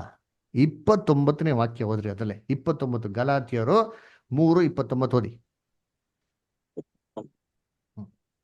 ನೀವು ಕ್ರಿಸ್ತನವನಾಗಿದ್ದಾರೆ ಅಬ್ರಾಮನ ಸಂತತಿಯವರು ವಾಗ್ದಾನಕ್ಕೆ ಅನುಸಾರವಾಗಿ ಬಾಧ್ಯರು ಆಗಿದ್ದೀರಿ. ಓಹೋ, ಹಂಗಾರೆ ನಾವ್ ಏನಾಗ್ಬಿಟ್ರಿ ಇವಾಗ? ಯಾರ ಸಂತತಿ? ಅಬ್ರಾಮನ ಸಂತತಿಯವರು. ಗೊತ್ತಾಯ್ತಾರ? ಹಂಗಾರೆ ನಾವ್ ಯಾರ ಸಂತತಿ ಇವಾಗ? ಹಂಗಾರೆ ಸಂತತಿ ಯಾರು ಗೊತ್ತಾಯ್ತಾ? ಪಾಠ ಅರ್ಥ ಆಯ್ತಾ? ಫಸ್ಟ್ ಇಂದ ನಾವು ಟ್ರೇಸ್ ಮಾಡ್ಕೊಂಡ್ ಬಂದಿರೋದು ಏನಪ್ಪಾ ಅಂದ್ರೆ ಯಾರಪ್ಪ ಈ ಸಂತತಿ ಅಂತ. ಈ ಸಂತತಿ ಇಲ್ಲಿ ಕೊಟ್ಟ ವಾಕ್ಯ. ನಾವೆಲ್ಲ ಏನಂತೆ? ಅಬ್ರಾಹ್ಮಿ ಸಂತತಿ ಅಂದ್ರೆ ನಾವೆಲ್ಲರೂ ಏನ್ರಿ? ಸಂತತಿ. ಇದಕ್ಕೆ ತಲೆ ಯಾರಪ್ಪ ಅಂದ್ರೆ ನಮ್ಮ ರಕ್ಷಕ ಅಂತ ಯೇಸು ಕ್ರಿಸ್ತನು. ನಾವು ಆ ದೇಹಕ್ಕೆಲ್ಲ ಅಂಗಗಳಾಗಿದ್ದೇವೆ. ಅರ್ಥ ಮಾಡ್ಕೊಂಡ್ರ? Jesus Christ is the head of this body. We're all the body members of the same body. ಎಲ್ಲಿ ಕೊಟ್ಟಿದ್ದಾರೆ?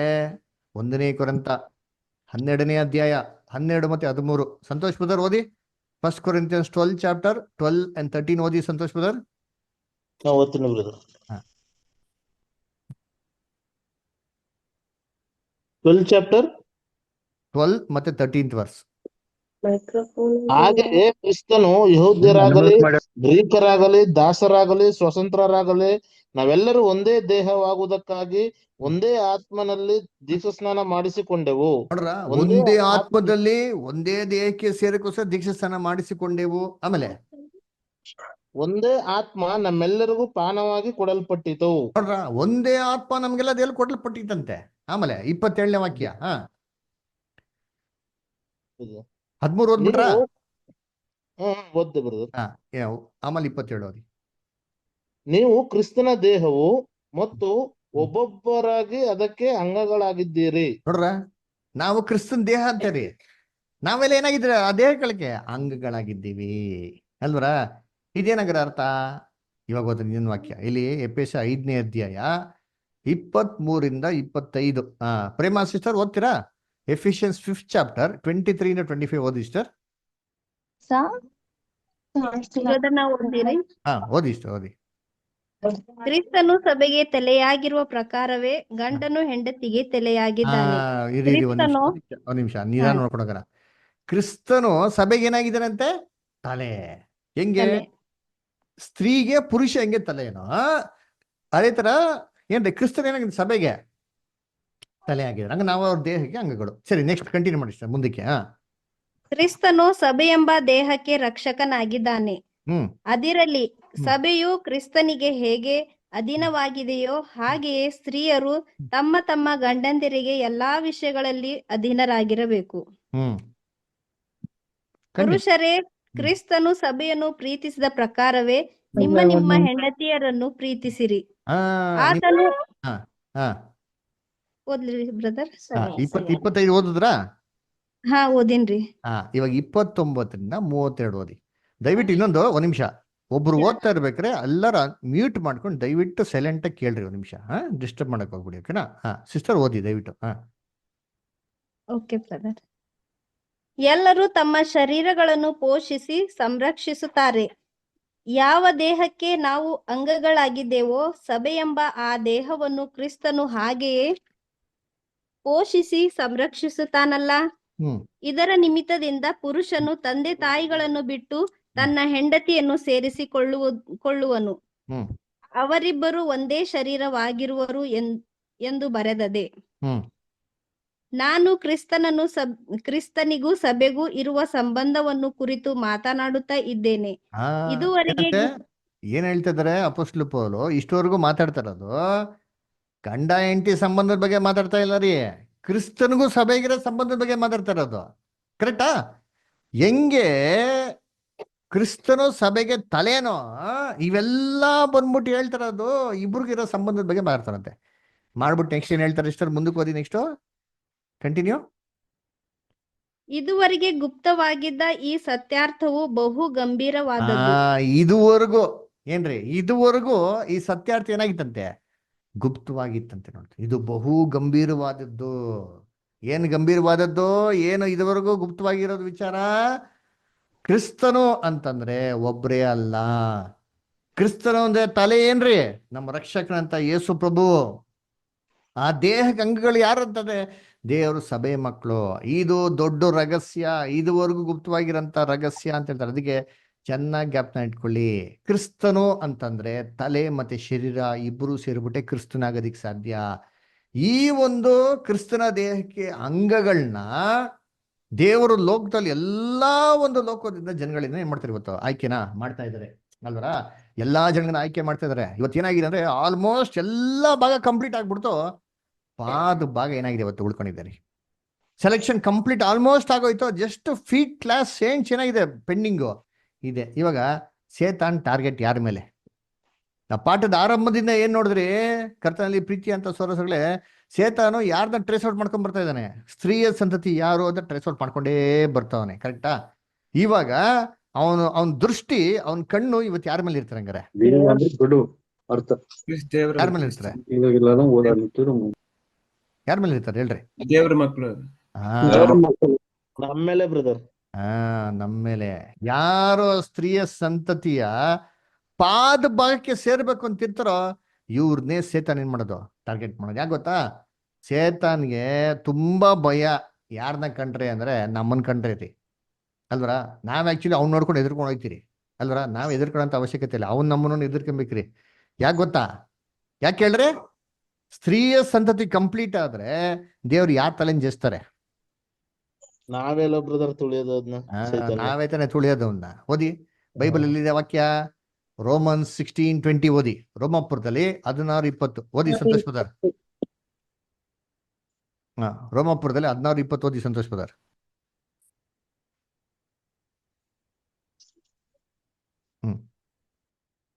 ರೋಮನ್ಸ್ 16:20 ಬ್ರದರ್ ಓದ್ಲಿರಿ? ಓದಿ ಶ್ರವಣ ಅಷ್ಟ ಓದಿ. ಶಾಂತಿದಾಯಕನಾದ ದೇವರು ಶೀಘ್ರವಾಗಿ ಸೈತಾನನನ್ನು ನಿಮ್ಮ ಕಾಲುಗಳ ಕೆಳಗೆ ಹಾಕಿ ತುಳಿದು ಬಿಡುವನು. ನೋಡ್ರ, ಶಾಂತಿದಾಯಕನಂತ ಕರ್ತನು ಅತಿ ಶೀಘ್ರದಲ್ಲಿ ಸೇತಾನನ್ನು ಏನ್ ಮಾಡ್ತಾರಂತೆ? ನಿಮ್ಮ ಕಾಲ್ ಕೆಡ ಹಾಕಿ ಏನ್ ಮಾಡ್ತಾರಂತೆ? ತುಳಿದು ಬಿಡ್ತಾರಂತೆ. ನೋಡ್ರಿ ಅಲ್ವರ? ಇವಾಗ ಈ ವಾಕ್ಯನ ಸೇತಾನ್ ಓದಿರಲ್ವಾ? ಸೇತಾನ್ ಓದಿರ್ತಾನ ಇಲ್ವಾ ಹೇಳ್ರಿ? ಓದಿರ್ತಾನೆ ಸರ್, ಓದಿರ್ತಾನೆ. ಇವಾಗ ಏನ್ ಮಾಡ್ತಾನ ಅವನು? ಇವಾಗ ಏನ್ ಮಾಡ್ತಾನೆ ಹೇಳ್ರಿ? ಇವ್ರನ್ನ ವಾಕ್ಯ ಕೇಳ್ತಾರೋ, ಇವ್ರು ನನ್ನ ತಲೆನ್ ಜಜ್ಜಿ ಬಿಡ್ತಾರೆ, ಅದಕ್ಕಿಂತ ಮುಂಚೆ ನಾನೇನ್ ಮಾಡ್ಬೇಕು? ಇವ್ರ ಕಾಲ್ನ ಅಲ್ಲೇನ್ ಮಾಡ್ಬೇಕು? ಕಾಚಬೇಕು ಅಂತ ಏನ್ ಮಾಡ್ತಾನೆ ಹೇಳಿ? ಕಚ್ಚಕ್ ಬತ್ತಾ ಇರ್ತಾನೆ. ಸೇತಾನ್ ನೋಡ್ರಿ ತುಂಬಾ ಕ್ಲೆವರ್ ರೀ. ಅವ್ನ ಹೆಂಗ್ ಕಚ್ತಾನ ಗೊತ್ತಾ? ಬಾರಿ ಕ್ಲೆವರ್. ಇವಾಗ ಹಾವು ಕಚ್ಚಿದ್ರೆ ಹೆಂಗ್ ಕಚ್ತಾರೆ ಹೇಳಿ? ಹಾವು ಕಚ್ಬಿಟ್ಟು ಅಲ್ಲೇ ಪಕ್ಕದಲ್ಲಿ ಕೂತಿರ್ತಾರ, ನಾ ಕಚ್ಚೀನಿ ಅಂತ ಇಲ್ಲ ಬ್ರದರ್, ಹೊಡೋಗ್ಬಿಡ್ತಾರೆ ಅಲ್ವರ? ಹಾವು ಕುಚ್ಚಿದ್ ಯಾರಿಗೂ ಗೊತ್ತಾಗಲ್ಲ ಅಲ್ವರ? ಏನ್ರಿ ಎಲ್ಲಪ್ಪ ಕಸ್ತು ನೋಡ್ಸೋ ಅಂದ್ರೆ ಗೊತ್ತಿಲ್ಲ ಸರ್. ಏನ್ ಕಸ್ತು ಅಂದ್ರೆ ಸರ್ ಯಾವ ಹಾವು ಗೊತ್ತಿಲ್ಲ ಸರ್. ಇದೇ ಹೇಳೋ ಡಾಕ್ಟರ್ ತಲೆ ಕೆಟ್ಟೋಗ್ಬಿಡ್ತದೆ.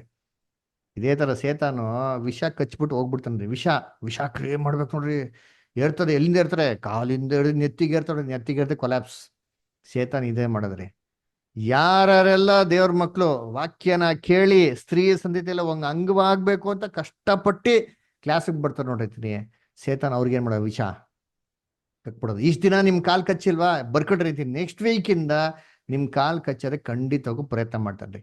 8 ಗಂಟೆ ಕ್ಲಾಸು ಅಂತಂದ್ರೆ ಕರೆಕ್ಟಾಗಿ 7:55ಗೆ ನಿಮ್ಗೊಂದು ಫೋನ್ ಬರ್ತದೆ. ಏನಂತ ಫೋನ್ ಬರ್ತದೆ? ಏನಂತ ಬರ್ಬೋದು? ಅಟೆಂಡ್ ಆಗ್ರಿ ಅಂತೀನಿ.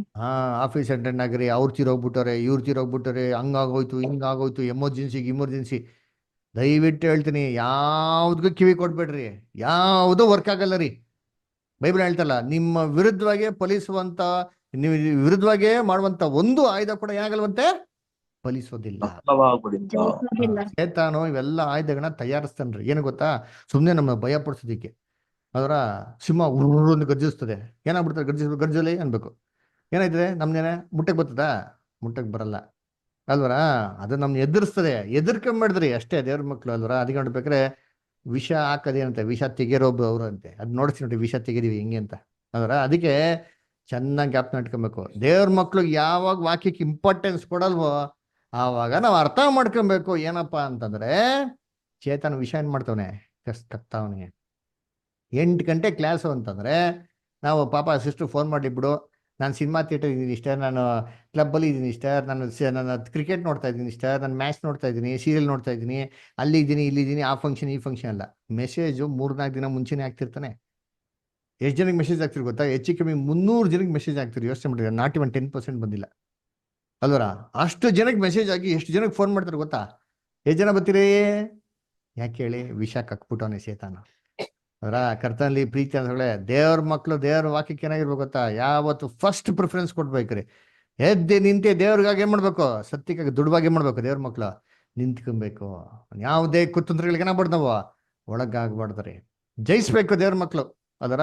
ಯಾಕಂದ್ರೆ ಅತಿ ಶೀಘ್ರದಲ್ಲಿ ನಮ್ಮ ಕಾಲ್ ಕೆಳಗಡೆನೆ ದೇವ್ರು ಏನ್ ಮಾಡೋದು? ಸೇತಾನ್ ತಲೆನ ಜಯ ಅವನೆಲ್ಲ ಪ್ಲಾನ್ ಪರ್ಪಸ್ಗಳು ಏನ್ ಮಾಡ್ತಾರೆ? ಕೊಲಾಸ್ ಮಾಡ್ತಾರೆ ಅದರ. ಸರಿ, ಪಾಠ ಕೇಳಿದ್ರಲ್ಲ, ಕೊನೆಗೆ ಒಂದು ಪ್ರಶ್ನೆ ಕೇಳ್ತೀನಿ, ನೋಡ್ತೀನಿ ಏನ್ ಕರೆಕ್ಟಾಗಿ ಉತ್ತರ ಕೊಡ್ತೀನಿ ನೋಡೋಣ. ಇದೇನು ಬರೀ ಪ್ರಶ್ನೆ ಕೇಳ್ತಾನೆ? ಓದಪ್ಪ, ಈ ಪಾಠದಲ್ಲಿ ಬರೀ ಪ್ರಶ್ನೆಗಳೇ ಅದರ. ಸರಿ, ಸೇತಾನು ಏವಾಳಿಗೆ ಎಷ್ಟು ಪ್ರಶ್ನೆ ಆಗ್ದ? 2 ಪ್ರಶ್ನೆ ಆಗ್ದ. ಕರೆಕ್ಟಾ? 2 ಪ್ರಶ್ನೆಯಲ್ಲೇ ಏವಾಳನ್ನ ಬೋಲ್ಡ್ ಮಾಡಾಕ್ಬಿಟ್ಟ ಅದರ. Out, clean out. ಸರಿ, ಇವಾಗ ಇದೇ ತರ ದೇವರು ಸೇತಾನ್ಗೆ 2 ಪ್ರಶ್ನೆ ಆಗ್ತಾರೆ. ಈ 2 ಪ್ರಶ್ನೆಗೆ ಸೇತಾನ್ ಕೆಲವು ಉತ್ತರ ಕೊಡಕ್ಕೆ ಆಗಲ್ಲ. ಯಾವ್ದ ಪ್ರಶ್ನೆ? ಯಾರು ಹೇಳ್ತೀರಾ? ಸೇತಾನ್ಗೆ ದೇವರು 2 ಪ್ರಶ್ನೆ ಆಗ್ತಾರೆ. ಬೈಬಲ್ ಇದನ್ನ ನೋಡ್ಸಿ ನಿಮ್ಗೆ. ಈ ಪ್ರಶ್ನೆಗೆ ಸೇತಾನ್ ಉತ್ತರನೇ ಕೊಡಕ್ಕಾಗಲ್ಲ ರೀ. ಯಾವ್ದಪ್ಪ 2 ಪ್ರಶ್ನೆ? ಯಾರು ಗೊತ್ತಾ? ಈ ಪ್ರಶ್ನೆ ತಂದವನೇ ಅವನು ರೀ. ಆದ್ರೆ ಈ ಪ್ರಶ್ನೆಗೆ ಉತ್ತರ ಕೊಡಕ್ಕೆ ಅವನ ಕೈಲಿ ಆಗಲ್ಲ ರೀ. ದೇವ್ರ ಆತರ ಪ್ರಶ್ನೆ ಆಗ್ತಾರೆ. ಯಾವುದು? 1 ಕೊರಿಂಥ 15:55 ನೋಡ್ರಿ ಅಂತೀನಿ. 1 Corinthians 15:55. 1 Corinthians 15:55. ಮರಣವೇ ನಿನ್ನ ಜಯವೆಲ್ಲಿ? ಮೊದಲನೇ ಪ್ರಶ್ನೆ, ಮರಣವೇ ನಿನ್ನ ಜಯವೆಲ್ಲಿ? ಕ್ರಿಸ್ತನ ರಾಜ್ಯದಲ್ಲಿ ಸತ್ತವರೆಲ್ಲ ಎದ್ದು ಬಂದ್ಬಿಟ್ರೆ ಸಾವೇ ಇಲ್ಲ ಅಂತ ತಿಳ್ಕೊಳ್ರಿ. ಸಮಾಧಿನೇ ಇಲ್ಲ, ಸಾಯ್ತಾ ಇರೋದು ಯಾರು ಇಲ್ಲ, ಸಾಯಂಗೆ ಇಲ್ಲ. There is no death at all. ಆವಾಗ ಈ ಪ್ರಶ್ನೆ ಸೇತಾನ್ಗೆ ದೇವ್ರ ಹಾಕಿದ್ರೆ ಉತ್ತರ ಕೊಡ್ತಾನ? ಮರಣವೇ ನಿನ್ನ ಜಯವೆಲ್ಲಿ? ಎಲ್ಲಿದೆ ಜಯ? ಏನು ಉತ್ತರ ಕೊಡ್ತಾನೆ? ಜಯನೇ ಇಲ್ವಲ್ಲ. ನೆಕ್ಸ್ಟ್ ಆಮೇಲೆ ಇನ್ನೊಂದು ಪ್ರಶ್ನೆ, ಮರಣವೇ ನಿನ್ನ ವಿಷದ ಕೊಂಡಿಯಲ್ಲಿ? ಮರಣವೇ ನಿನ್ನ ವಿಷದ ಕೊಂಡಿಯಲ್ಲಿ? ನಿನ್ನ ವಿಷದ ಕೊಂಡಿಯಲ್ಲಿ. ಈ ಪ್ರಶ್ನೆಗೆ ಉತ್ತರ ಕೊಡಕಾಯ್ತಾರ ಅವನು? ಎಲ್ಲೈತೆ ಮರಣದ ವಿಷದ ಕೊಂಡಿ? ಏನು ಪಾಪನೇ ದೇವ್ರ ಲೋಕದಿಂದ ತೆಗೆದ್ಬಿಟ್ಟ ಅಂತಂದ್ರೆ ವಿಷಾನೇ ಇಲ್ವರ್ರಿ. ಯೋಚನೆ ಮಾಡ್ರಿ ಅಂತೀನಿ. ಏನ್ರಿ ಪ್ರಶ್ನೆ? ದೇವ್ರು ಏನ್ರಿ ಸೂಪರ್ ಆಗಿ ಮಾಡ್ರಿ ಪ್ಲಾನ್ ನೋಡ್ರಿ ಅಂತೀನಿ. ಸೇತಾನು 2 ಪ್ರಶ್ನೆ ಮುಖಾಂತರ ಪಾಪ ತನ್ನ ಇದೇ 2 ಪ್ರಶ್ನೆಗಳ ತರ ಹಾಕಿ ಸೇತಾನ ಲಾಕೌಟ್ ಮಾಡ್ತಾರೆ. ಮರಣವೇ ನಿನ್ನ ಜಯವೆಲ್ಲಿ? ಮರಣವೇ ನಿನ್ನ ವಿಷದ ಕೊಂಡಿಯಲ್ಲಿ? ಈ ಪ್ರಶ್ನೆಗೆ ಸೇತಾನ ಉತ್ತರನೇ ಕೊಡಕ್ಕಾಗಲ್ಲ ರೀ. ಕರ್ತನಲ್ಲಿ ಪ್ರೀತಿ ಚೆನ್ನಾಗಿ ಅರ್ಥ ಮಾಡ್ಕೊಳ್ಳಿ. ಸ್ತ್ರೀಯ ಸಂತತಿ ಯಾರಪ್ಪ ಅಂತಂದ್ರೆ ಅದು ನಮ್ಮ ರಕ್ಷಕನಾಗಿರೋಂಥ ಯೇಸು ಕ್ರಿಸ್ತ ಒಬ್ಬರೇ ಇಲ್ಲ ರೀ, ಅವ್ರ ಜೊತೆಗೆ ಸಭೆ. ಅದಕ್ಕೆ ಇಷ್ಟು ವರ್ಷ ಆದ್ರೂ ಸರಿ ಯಾಕೆ ಸರ್ಪದ ತಲೆನ್ ಜಜ್ಜಿಲ್ಲ ಅಂತಂದ್ರೆ ಸ್ತ್ರೀಯ ಸಂತತಿ ಏನಾಗಿಲ್ಲ, ಇನ್ನ ಕಂಪ್ಲೀಟ್ ಆಗಿಲ್ಲ ರೀ. ನಮಗೋಸ್ಕರ ದೇವ್ರು ಕಾಯ್ತಾವ್ರೆ. ಎಂಥ ಕೃಪಾವಂತನಾಗಿರೋ ದೇವ್ರು. ಯೋಚನೆ ಬಿಡ್ರಿ, ಬಹು ತಾಳ್ಮೆಯಿಂದ ಯಾರಿಗೋಸ್ಕರ ಕಾಯ್ತಾ ಇದಾರೆ ಅಂದ್ರೆ ನಾವು ದೇವ್ರ ವಾಕ್ಯಕ್ಕೆ ಬಿದಿನಾಗಿ ಬೆಳಿಲಿ ಅಂತ ಕಾಯ್ತಾವ್ರೆ. ನಾವೆಲ್ಲ ಓಟ ಓಡಿ ಮುಗಿಸಿದ್ರೆ ಏನ್ರಿ ಎಲ್ಲ ನಾವು ಜಯ ಹೊಂದ್ಬಿಟ್ಟ ಅಂತಂದ್ರೆ ಆಟೋಮೆಟಿಕ್ಕಾಗಿ ಯಾರ ತಲೆನ ಜಿಜ್ಜಾಗ್ತಾರೆ? ಸೈತಾನ್ ತಲೆನ ಅತಿ ಶೀಘ್ರದಲ್ಲಿ ಜಿಜ್ಜಾಗ್ತಾರೆ. ಓಕೆನಾ? ಸೊ ಅರ್ಥ ಆಯ್ತಾ? ಕರ್ತನಲ್ಲಿ ಪ್ರಿಯರೇ, ಅದರ ಎಲ್ಲರಿಗೂ ಅರ್ಥ ಆಯ್ತು ಅಂತ ಭಾವಿಸ್ತೀನಿ. ಅದರ ಈ ಒಂದು ಕೊನೆಯಲ್ಲಿ ಈ ಯೂಟ್ಯೂಬ್ ಲಿಂಕ್ನ ನಿಮಗೆ ಶೇರ್ ಮಾಡ್ತೀರಿ. ದಯವಿಟ್ಟು ಯೂಟ್ಯೂಬ್ ಚಾನಲ್ಗೆ ಸಬ್ಸ್ಕ್ರೈಬ್ ಮಾಡಿ. ಎಲ್ಲ ಕ್ರೈಸ್ತ ಸಹೋದರ ಸಹೋದರಿಗಳಿಗೆ ತಿಳಿಸ್ಕೊಡಿ. ಯಾರೋ ಹೊಸೊಬ್ಬರು ಆಸಕ್ತಿ ಇದ್ರೆ ವಾಟ್ಸಪ್ ಗ್ರೂಪ್ದು ಲಿಂಕ್ ಇದೆ, ಆ ಲಿಂಕ್ ಮುಖಾಂತರ ಹೊಸೊಬ್ಬರು ಆ ವಾಟ್ಸಪ್ ಗ್ರೂಪ್ ಜಾಯ್ನ್ ಆಗ್ಬೋದು. ಅವರು ಕೂಡ ಈ ಕ್ಲಾಸಸ್ಗಳನ್ನ ಉಚಿತವಾಗಿ ಕೇಳ್ಬೋದು. ಅದು ಮಾತ್ರ ಅಲ್ಲ, ನಮ್ನ ಯಾರು ಕಾಂಟ್ಯಾಕ್ಟ್ ಮಾಡಬೇಕು ಅಂದ್ರೆ ನಮ್ಮ ದೂರವಾಣಿ ಸಂಖ್ಯೆ, ನಮ್ಮ ಮೊಬೈಲ್ ನಂಬರ್ 8867768876 ಕಾಂಟ್ಯಾಕ್ಟ್ ಮಾಡಿದ್ರೆ ನಿಮ್ಗೆ ಏನೇ ಪ್ರಶ್ನೆ ಇರಿಸ್ರಿ, ಯಾವಾಗ ಬೇಕಾದ್ರೆ ವಾಟ್ಸಪ್ ಮಾಡಿ, ಅದಕ್ಕೆಲ್ಲ ಪ್ರಶ್ನೆಗಳಿಗೆ ಸತ್ಯವಾದ ಮುಖಾಂತರ ಉತ್ತರ ಕೊಡ್ತೀರಿ. ಓಕೆನಾ? ಸರಿ, ಕೊನೆಯದಾಗಿ ಯಾರಿಗಾರ ಪ್ರಶ್ನೆ ಇದೆಯಾ, ಏನೋ ಕೇಳಬೇಕು ಅಂತಿದ್ಯಾ? ದಯವಿಟ್ಟು ಕೇಳಿ. ಇದುವರೆಗೂ ಆಗಿರೋ ಪಾಠದಲ್ಲಿ ಯಾರಿಗಾನ ಡೌಟ್ಸ್ ಇದ್ರೆ ಕೇಳಿ. ಪಾಠದಲ್ಲಿ ಡೌಟ್ಸ್ ಇದ್ರೆ ಕೇಳಿ. ಪೀಟರ್ ಬ್ರದರ್, ಡೌಟ್ಸ್ ಇದೆಯಾ? ಸರಿ, ಅನಿತಾ ರೋಸ್ ಸಿಸ್ಟರ್ ಹೇಳ್ರಿ. ಪೀಟರ್ ಬ್ರದರ್, ಡೌಟ್ ಇದೆಯಾ? ಹೌದು. ಸೈತಾನನ ಮೊದಲು ಪರಲೋಕದಲ್ಲಿ ದೇವರ ರಾಜ್ಯವನ್ನು ಆಕ್ರಮಿಸಿಕೊಳ್ಳಬೇಕೆಂದು ಯೋಚಿಸಿದಲ್ಲ, ಆತರ ವಾಕ್ಯ ಎಲ್ಲ ಐತೆ?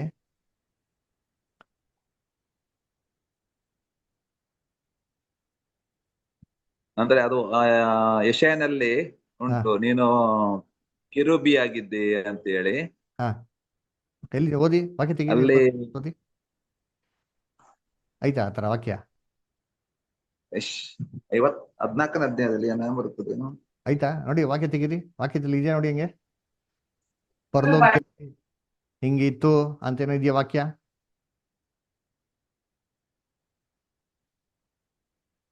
ಸರಿ, ಬ್ರದರ್ ಹುಡ್ಕ ತನಕ ಬೇರೆ ಯಾರಿಗಾರ ಡೌಟ್ಸ್ ಇದೆಯಾ?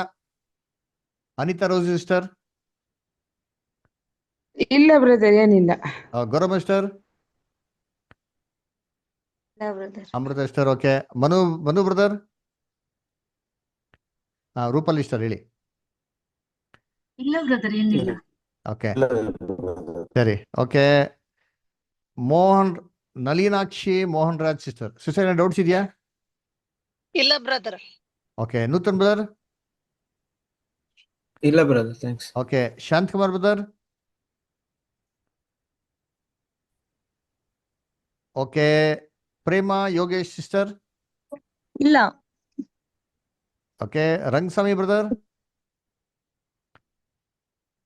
ಸಂತೋಷ್ ಬ್ರದರ್? ಬ್ರದರ್ ಇಲ್ಲ brother. Okay, Shilpa sister? Brother ಆದ್ರೂ ಸಿಂಪಲ್ ಆಗಿ ಕೇಳ್ತೀನಿ ಬ್ರದರ್. ಅದೇ ಈಗ ನಾವು ಇನ್ನೂ ಜೀವಂತವಾಗಿ ಇದೀವಲ್ಲ ಬ್ರದರ್, ಸ್ಪೀಚಲ್ ಆಗಿ ತುಳಿತೀವ ಅಥವಾ ಇದಾಗಿ ತುಳಿತೀವ ಬ್ರದರ್ ಸೈತಾನ್ನ? ಇವಾಗ ನಮ್ಮ ಸೇತನ್ ಕಣ್ಣು ಕಾಣಿಸ್ತಾನ? ಇಲ್ಲ ಬ್ರದರ್. ಮತ್ತೆ ಅವ್ನು ಹಿಂಗಿದ್ದಾನೆ? ಈಗ ನಾವು ಎಲ್ಲ ಇದೇ ತರ ಇದೀವಲ್ಲ ಬ್ರದರ್, ಸಭೆ ಕಂಪ್ಲೀಟ್ ಆಗ್ಬೇಕಾದ್ರೆ ನಾವೆಲ್ಲ ಹೇಗಿರ್ತೀವಿ ಅಂತ. Very good question. ಅದರ ಇವಾಗ ಯೇಸು ಕ್ರಿಸ್ತು ಮರಣದ ನಂತರ ಹೆಂಗಿದ್ರು ಅದೇ ತರ ನಾವಿರ್ತೀವಿ ಅಷ್ಟೇ. ಓಕೆನಾ? ಅದೇ ತರ ಕ್ರಿಸ್ತನ ಮರಣದ ನಂತರ ಯಾವ ತರ ಆತ್ಮಿಕ ಶರೀರದಲ್ಲಿ ಸೇರ್ಕೊಂಡಿದಾರೋ ಅದೇ ತರ ನಾವು ಸೇರ್ಕೊಂಡಾಗ ಸೇತಾನ್ ತಲೆನ ಅಂದ್ರೆ ಆತನ ಯೋಚನೆಗಳನ್ನ ಆತನ ಮಾಡಿದಂತ ಎಲ್ಲ ಒಂದು ಪ್ಲಾನ್ ನ ಕಂಪ್ಲೀಟ್ ಕೊಲಾಪ್ಸ್ ಮಾಡ್ತಾರೆ. ಓಕೆನಾ? ಓಕೆ, ಸರಿ. ಪೀಟರ್ ಬ್ರದರ್ ಹೇಳ್ರಿ, ಏನ್ ಹೇಳ್ತಾ ಇದ್ರಿ? ಇದು ಯೆಶಾಯ 14ನೇ ಅಧ್ಯಾಯದಲ್ಲಿ 12ನೇ ವಚನ ಹೇಳ್ತಾ ಉಂಟು, ಆಕಾಶದಿಂದ ಹೇಗೆ ಬಿದ್ದೆ ಅಂತ ಹೇಳಿ. ಸರಿ, ಅಲ್ಲಿ ಪರಲೋಕ ಅಂತ ಕೊಟ್ಟಿದ್ಯಾ? ಪರಲೋಕ ಅಂತ ಇಲ್ಲ, ಇಂಗ್ಲಿಷ್ ಟ್ರಾನ್ಸ್ಲೇಷನ್ ಅಲ್ಲಿ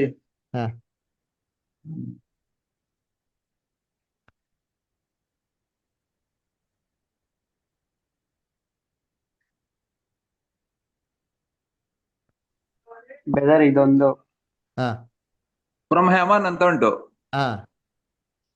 ಇಂಗ್ಲಿಷ್ ಸ್ಟೇಷನ್ ಅಲ್ಲಿ how you are fallen from heaven ಅಂತ ಉಂಟು. Very good. ಸೊ ಹಂಗಾರೆ ಸೇತಾನು ಪರಲೋಕದಲ್ಲಿ ಪಾಪ ಮಾಡಿ ಪರಲೋಕದಿಂದ ಬಿದ್ದು ಅಂತ ಅಲ್ವಾ? ಹೌದು. ಸರಿ, ಇವಾಗ ದೇವರ ಸನ್ನಿಧಾನದಲ್ಲಿ ಯಾರ ಕೆಟ್ಟವರು ಅಥವಾ ಕೆಟ್ಟದೇನು ಇರಕ್ ಸಾಧ್ಯನಾ?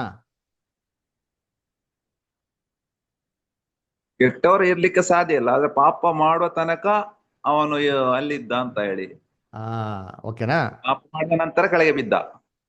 ಕೀರ್ತನೆ 5ನೇ ಅಧ್ಯಾಯ 4ನೇ ವಾಕ್ಯ ಓದಿ. ಕೀರ್ತನೆ 5:4. ನೀನು ದುಷ್ಟತ್ವದಲ್ಲಿ ಸಂತೋಷಿಸುವ ದೇವರಲ್ಲ, ಕೆಟ್ಟದ್ದು ನಿನ್ನ ಬಳಿಯಲ್ಲಿ ತಂಗಲಾರದು. ನೋಡ್ರ, ಕೆಟ್ಟದ್ದು ಆತನ ಬಳಿಯಲ್ಲಿ ತಂಗಲಕ್ಕೆ ಸಾಧ್ಯನೇ ಇಲ್ಲ. ಸೊ ಲೂಸಿಫರು ಪಾಪ ಮಾಡಿದ್ಮೇಲೆ ಅಥವಾ ಅಲ್ಲಿ ದೇವ್ರ ಸನ್ನಿಧಾನ ಇರ್ಬೇಕಾದ್ರೆ ಪಾಪ ಮಾಡಕ್ಕೆ ಸಾಧ್ಯನೇ ಇಲ್ಲ. ಏಕ್ ಸಾಧ್ಯ ಇಲ್ಲ?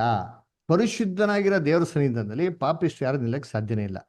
ಆಮೇಲೆ ನೀವು ಸತ್ಯವೇದ ವಾಕ್ಯದಲ್ಲಿ ಓದ್ದ ಅಂತಂದ್ರೆ, ನಾವು ಬೈಬಲ್ನ ಯಾವಾಗ ಹೇಗೆ ಓದ್ಬೇಕು ಅಂದ್ರೆ, ಒಂದು ವಾಕ್ಯದಿಂದ ಕನ್ಕ್ಲೂಷನ್ ಬರಬಾರ್ದ್ರಿ.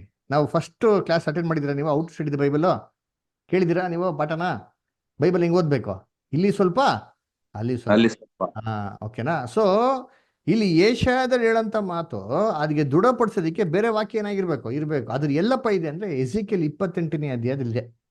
ಎಜಿಕೇಲ್ 28ನೇ ಅಧ್ಯಾಯದಲ್ಲಿ ಅವಾಗೆ ಓದಂತ ವಾಕ್ಯದಲ್ಲಿ ಓದ್ದ ಅಂತಂದ್ರೆ 13ನೇ ವಾಕ್ಯದಲ್ಲಿ ಏನಪ್ಪ ಕೊಟ್ಟಿದ್ರೆ, ದೇವರ ಉದ್ಯಾನವನ ಆಗಿರುತ್ತೆ ಏದಿನಲ್ಲಿ ಇದ್ದಿ ಅಂತ ಹೇಳ್ತಾರೆ.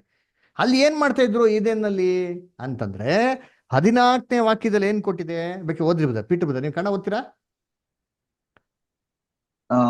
ಹೇಳಿ ಬರ್ತಾರೆ ಯಾವ್ದ್ರಲ್ಲಿ? ಎಜೆಕಿಯಲ್ 28:14 ನೀವು ಕನ್ನಡ ಓದ್ತೀರಾ? ಇಲ್ಲಿ ಓದ್ತಾ ಇದ್ದೇನೆ. ಓದಿ.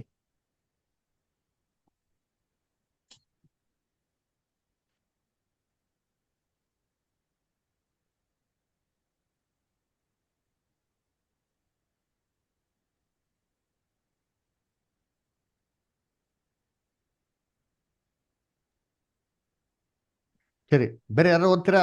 ನಾವು ಓದ್ಬಿಡೋಣವಾ? 28:14.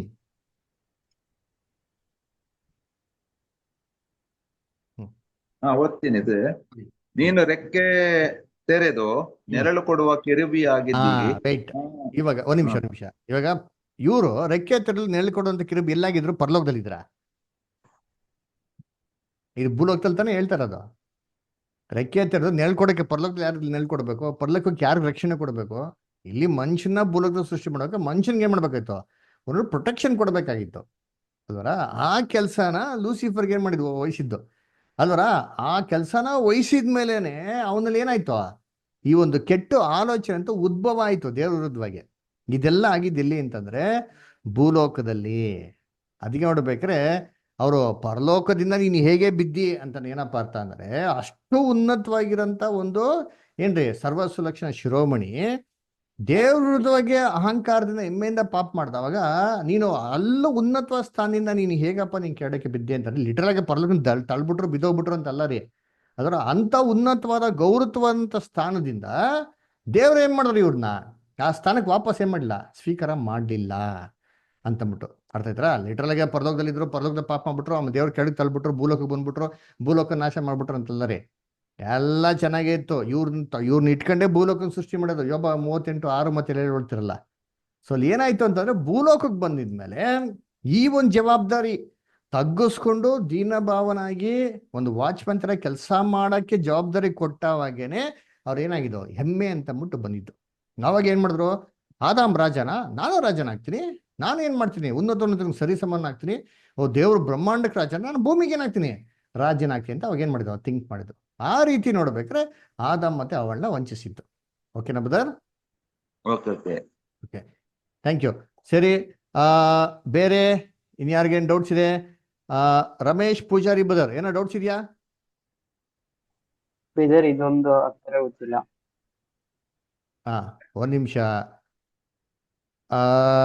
ರಂಗಸ್ವಾಮಿ ಬ್ರದರ್ ನಿಮ್ಗೇನೋ ಡೌಟ್ಸ್ ಇದೆಯಾ? ಇಲ್ಲ. Okay, Shilpa sister? ಇಲ್ಲ ಬ್ರದರ್.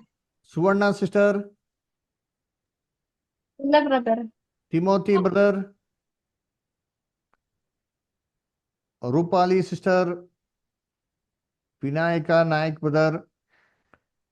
ಸರಿ, ವಿಕಾಸ್ ಬ್ರದರ್ ನಿಮ್ ಪ್ರಶ್ನೆ ಏನು ಇವಾಗ ಕೇಳ್ರಿ. No doubt sir. ಓಕೆ, ಎಲ್ಲಿ ವಿಕಾಸ್ ಬ್ರದರ್ ಹೇಳ್ರಿ, ನಿಮ್ ಪ್ರಶ್ನೆ ಹೇಳ್ರಿ. ಇದು ಎಷ್ಟಂಡೆ ಕೇಳಕ್ಕೆ? ಏನಪ್ಪ? ಎಷ್ಟಂಡೆ ಕಳ್ಸಲ್ಲ. ಏನು ಏಷ್ಯನ್ एशियन कार्ड्स निकलते एशियन कार्ड्स निकलते अनिल कार्ड्स ಕ್ಲಾಸು ಪ್ರತಿ ಭಾನುವಾರ 8 ಗಂಟೆ ಶುರು ಆಗ್ತದೆ. यस ब्रदर ಸರಿ, ಓಕೆ, ಸರಿ.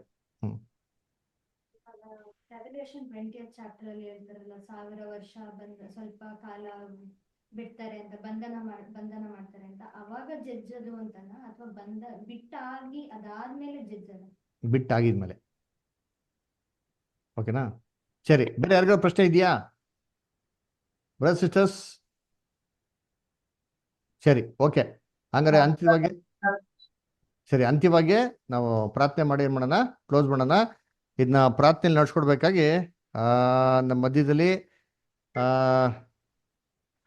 ವಿನೋದ್ ಬದನ್ ಕೇಳ್ಕೊಂತೀರಿ. ವಿನೋದ್